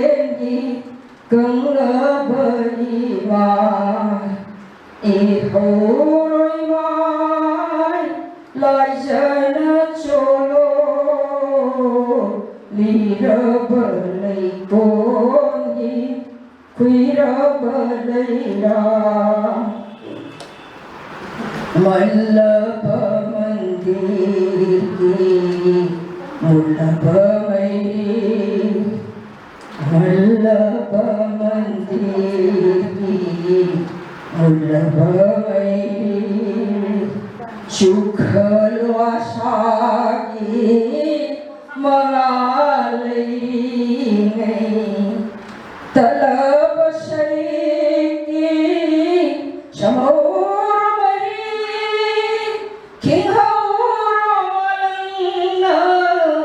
Tathari ngai lira balai kongi kuira balaira kungi nongju isai nilo ariano punna shalo kungi nongju isai nilo ariano punna shalo singlon mapan wamalana gangrei ponggi kontangiro lira balai kongi kuira balaira ihor tekhalo kungi nungho lage Sirapaturengi ganglabai se ihoroi vai lai jana solo lira balai kongi kuira balaira. Thank you. Yang saya ada cek. Makasih kami kami pengajar di sini koordinator evaluasi ini jangan pada pengambilan koordinator di evaluasi. ꯑꯩꯈꯣꯏ ꯃꯌꯥꯝꯁꯦ ꯍꯧꯖꯤꯛ ꯊꯧꯔꯝ ꯂꯣꯏꯁꯤꯜꯂꯦ ꯍꯥꯏꯅ ꯂꯧꯔꯦ ꯑꯗꯨꯒ ꯂꯥꯛꯄꯤꯔꯤꯕ member ꯑꯅꯧꯕ ꯑꯔꯤꯕ ꯍꯥꯟꯅ ꯄꯨꯝꯅꯃꯛꯅ ꯉꯥꯡꯅꯤꯡꯕ ꯁꯛꯅꯤꯡꯕ ꯑꯩꯈꯣꯏꯒꯤ ꯇꯧꯕꯤꯅꯤꯡꯕ ꯄꯥꯅꯤꯡꯕ ꯈꯣꯠꯅꯤꯡꯕ ꯏꯁꯩꯒꯤ ꯗꯥꯟ ꯇꯧꯕꯤꯅꯤꯡꯕ ꯁꯩꯔꯦꯡꯒꯤ ꯗꯥꯟ ꯇꯧꯕꯤꯅꯤꯡꯕ ꯄꯨꯝꯅꯃꯛ ꯂꯣꯏꯈ꯭ꯔꯦ ꯍꯥꯏꯅ ꯂꯧꯖꯔꯦ ꯑꯗꯨꯅ ꯑꯩꯈꯣꯏ ꯍꯧꯖꯤꯛ ꯉꯁꯤꯒꯤ ꯐꯪꯁꯟ ꯑꯁꯦ ꯂꯣꯏꯁꯜꯂꯦ ꯑꯗꯨꯕꯨ ꯊꯤꯕꯤꯈ꯭ꯔꯤꯕ ꯁꯩꯔꯦꯡ ꯁꯛꯄꯤꯈ꯭ꯔꯤꯕ ꯄ꯭ꯔꯖꯦꯟꯇꯦꯁꯟ ꯃꯌꯥꯝꯗꯨꯒꯤ ꯈꯤꯇꯪ ꯑꯐꯕꯗꯁꯨ ꯍꯥꯏꯖꯅꯤꯡꯉꯦ ꯑꯩꯅ ꯌꯥꯝꯅ ꯄꯦꯟꯖꯕ ꯂꯩꯖꯩ ꯃꯔꯝꯗꯤ ꯌꯥꯝ ꯅꯨꯡꯉꯥꯏꯖꯩ ꯑꯗꯨꯒ ꯑꯩꯈꯣꯏ ꯃꯁꯤꯗ ꯎꯅꯖꯗꯅ ꯑꯩꯈꯣꯏꯅ ꯁꯥꯡꯅ ꯎꯅꯗꯔꯕ ꯃꯇꯨꯡꯗ ꯎꯅꯔꯤꯕꯁꯦ ꯑꯩꯈꯣꯏꯒꯤ ꯑꯍꯜ ꯂꯃꯟ ꯃꯌꯥꯝ ꯑꯃ ꯌꯥꯎꯔꯤ ꯑꯗꯨꯅ ꯏꯍꯥꯟ ꯍꯥꯟꯕꯗ ꯑꯩꯅ ꯄꯟꯖꯅꯤꯡꯕꯗꯤ ꯑꯩꯈꯣꯏꯒꯤ ꯏꯆꯦꯃ ꯑꯩꯈꯣꯏꯒꯤ ꯁꯣꯝꯗ ꯌꯦꯡꯈꯣꯡꯒꯤ ꯏꯆꯦꯃ ꯂꯩꯕꯤꯔꯤ ꯏꯆꯦꯃꯅ ꯏꯍꯥꯟ ꯍꯥꯟꯅ ꯁꯩꯔꯦꯡ ꯊꯤꯕꯤ ꯑꯩꯈꯣꯏꯒꯤ ꯏꯆꯦꯃ ꯏꯟꯗꯤꯔꯥꯒꯤ ꯄꯟꯖꯔꯤꯕꯅꯤꯀꯣ ꯑꯗꯨ ꯏꯆꯦꯃ ꯏꯟꯗꯤꯔꯥꯅ ꯁꯩꯔꯦꯡ ꯊꯤꯕꯤꯕꯁꯦ ꯑꯁꯨꯛꯀꯤ ꯃꯇꯤꯛ ꯅꯨꯡꯉꯥꯏꯖꯩ ꯃꯔꯝꯗꯤ ꯍꯧꯈ꯭ꯔꯕ ꯃꯅꯤꯄꯨꯔꯒꯤ ꯋꯥꯈ꯭ꯔꯕ ꯑꯦꯡꯒ꯭ꯂꯣ ꯃꯅꯤꯄꯨꯔꯤ ꯋꯥꯔ ꯑꯃ ꯇꯧꯈꯤꯕꯗꯨꯒꯤ ꯃꯇꯨꯡ ꯏꯟꯅ ꯃꯗꯨꯒ ꯃꯔꯤ ꯂꯩꯅꯅ ꯉꯥꯛꯊꯣꯛꯈꯤꯕ ꯇꯧꯔꯛꯈꯤꯕ ꯃꯈꯥ ꯇꯥꯕ ꯑꯩꯈꯣꯏꯒꯤ ꯁꯛꯇꯝ ꯈꯨꯟꯅꯥꯏꯁꯤꯒꯤ ꯑꯣꯏꯕ ꯂꯩꯔꯝꯕ ꯁꯛꯇꯝ ꯉꯥꯛꯅꯕ ꯇꯧꯔꯛꯄ ꯈꯣꯠꯂꯛꯄ ꯄꯨꯝꯅꯃꯛꯇꯨꯒꯤ ꯑꯔꯤꯕ ꯃꯌꯥꯝꯗꯨ ꯆꯤꯡꯊꯣꯛꯇꯨꯅ ꯏꯆꯦꯃꯅ ꯁꯩꯔꯦꯡ ꯄꯤꯕꯤ ꯁꯩꯔꯦꯡꯗꯨ ꯄꯥꯊꯣꯛꯄꯤ ꯌꯥꯝꯅ ꯅꯨꯡꯉꯥꯏꯖꯩ ꯃꯗꯣ ꯂꯩꯕꯥꯛꯀꯤ ꯄꯦꯇ꯭ꯔꯤꯌꯣꯇꯤꯛ ꯁꯣꯡꯅꯤ ꯍꯥꯏꯅ ꯂꯧꯖꯩ ꯑꯗꯨꯒ ꯄꯦꯇ꯭ꯔꯤꯌꯣꯇꯤꯛ ꯁꯩꯔꯦꯡꯒꯤ ꯄꯣꯏꯝꯅꯤ ꯍꯥꯏꯅ ꯂꯧꯖꯩ ꯑꯗꯨꯅ ꯑꯁꯨꯛꯀꯤ ꯃꯇꯤꯛ ꯄꯦꯟꯖꯩ ꯑꯁꯨꯛꯀꯤ ꯃꯇꯤꯛ ꯅꯨꯡꯉꯥꯏꯖꯩ ꯑꯍꯜ ꯑꯣꯏꯕꯒꯤ ꯃꯇꯤꯛ ꯁꯦꯅꯤꯌꯔ ꯑꯣꯏꯕꯒꯤ ꯃꯇꯤꯛ ꯄꯥꯊꯣꯛꯄꯤꯔꯤꯕꯗꯣ ꯌꯥꯝꯅ ꯅꯨꯡꯉꯥꯏꯖꯩ ꯑꯗꯨꯅ ꯑꯉꯥꯡꯁꯤꯡ ꯑꯣꯏꯅ ꯊꯥꯒꯠꯆꯔꯤ ꯃꯊꯪꯗ ꯑꯩꯈꯣꯏꯒꯤ ꯏꯆꯦꯃ ꯀꯩꯅꯣꯁꯨ ꯏꯆꯦꯃ ꯔꯣꯃꯥꯁꯨ ꯁꯩꯔꯦꯡ ꯄꯥꯕꯤ ꯁꯩꯔꯦꯡ ꯄꯥꯕꯤꯈꯤꯕꯁꯦ ꯏꯆꯦꯃꯒꯤꯗꯤ ꯁꯩꯔꯦꯡ ꯄꯥꯕꯤꯕ ꯃꯇꯝꯁꯤꯗ ꯁꯩꯔꯦꯡꯁꯤ ꯂꯣꯏꯔꯀꯥꯟꯗ ꯑꯃꯨꯛ ꯗ꯭ꯔꯃꯥꯒꯤ ꯀꯩꯅꯣ ꯗꯥꯏꯂꯣꯛ ꯃꯁꯦ ꯄꯤꯛꯈ꯭ꯔꯕ ꯋꯥꯍꯩ ꯑꯃꯁꯨ ꯇꯧꯕꯤꯔꯝꯃꯤ ꯃꯗꯨꯁꯨ ꯑꯉꯛꯄ ꯅꯨꯡꯉꯥꯏꯕ ꯑꯃꯅꯤ ꯃꯔꯝꯗꯤ ꯍꯥꯟꯅꯗꯒꯤ ꯍꯧꯅ ꯏꯆꯦꯃꯗ ꯀꯂꯥꯒꯤ ꯈꯨꯗꯣꯜ ꯑꯃ ꯂꯩꯕꯅꯤꯅ ꯃꯗꯨ ꯋꯥꯍꯩ ꯑꯅꯤꯗ ꯍꯥꯏꯔꯁꯨ ꯑꯩꯈꯣꯏ ꯍꯦꯛꯇ ꯄꯦꯟꯕ ꯉꯝꯃꯦ ꯍꯥꯏꯕ ꯑꯗꯨꯅ ꯃꯌꯥꯝꯅ ꯅꯨꯡꯉꯥꯏꯍꯜꯂꯤ ꯑꯗꯨꯒꯤ ꯃꯊꯪꯗ Hemamani Saying, the Nava, Wami, the Shake, the Nava Sacred, Hemamani, Shake Yam, the Zana, my day, Shake Yam, the Foxe, I die. But I am in my day. Saying, Pablo should be in the day, say, some years should be in the day, you know, my day. And they give Sema, a good Sema, Sema, saying, Babi, saying, directly, I put up the same, Siama, who took me another money, Siama, saying, look at the project of Malaysia, have a say, and the Matanga, Quina, among Lay, Asida, Bima, the same, Wapira, the same, as the Villa Sinigi, saying, Rana Pazagi, and Magi saying, love him, Madame. Picimide Quina, love has a man, the tea, and I don't believe as a Vasari, Mamachi, Mamma,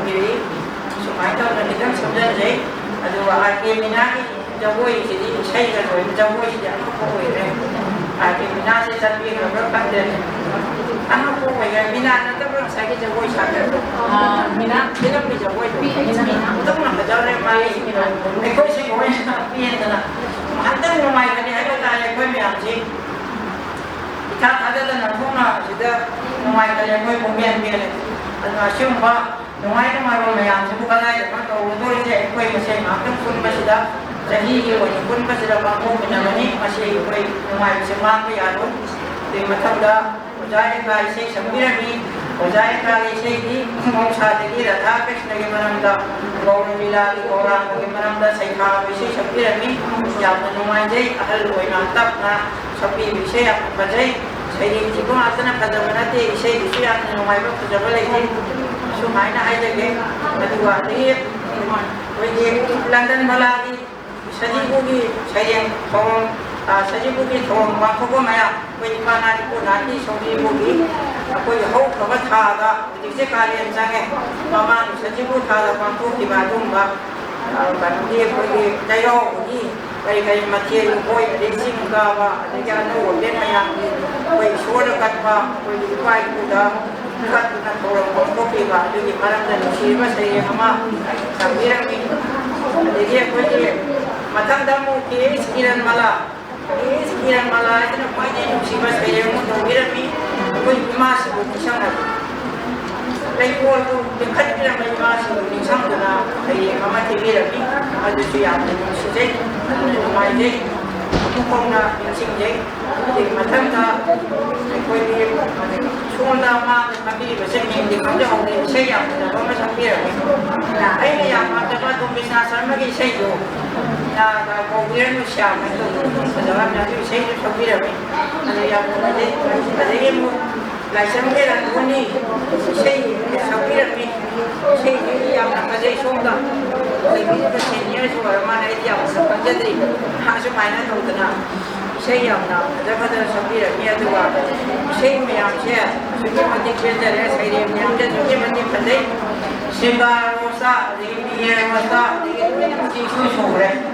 I give Madame you say, I think they want me to say, I think it's sure for the present, because you wouldn't use for it. I don't know. Say, give me out in the Bible City. We moving the Kamu, the power of what people in the out here to give a thing to see that. Don't know that I'm going to be another, but they will come in when my day, my day, sometimes when you're going to say, I Madame Fida. I didn't know that it was a way some of this agency. Young Jana, masih di kurang jalan deh, tapi school yang bagi apa ini saja bagi, where dia ada bayar lah. Saya tu saja siapa yang kita nyata bahawa ini. Ada jadi semua mata sudah kemudian ada belajar ini sudah selesai, mata sudah selesai, kami jadi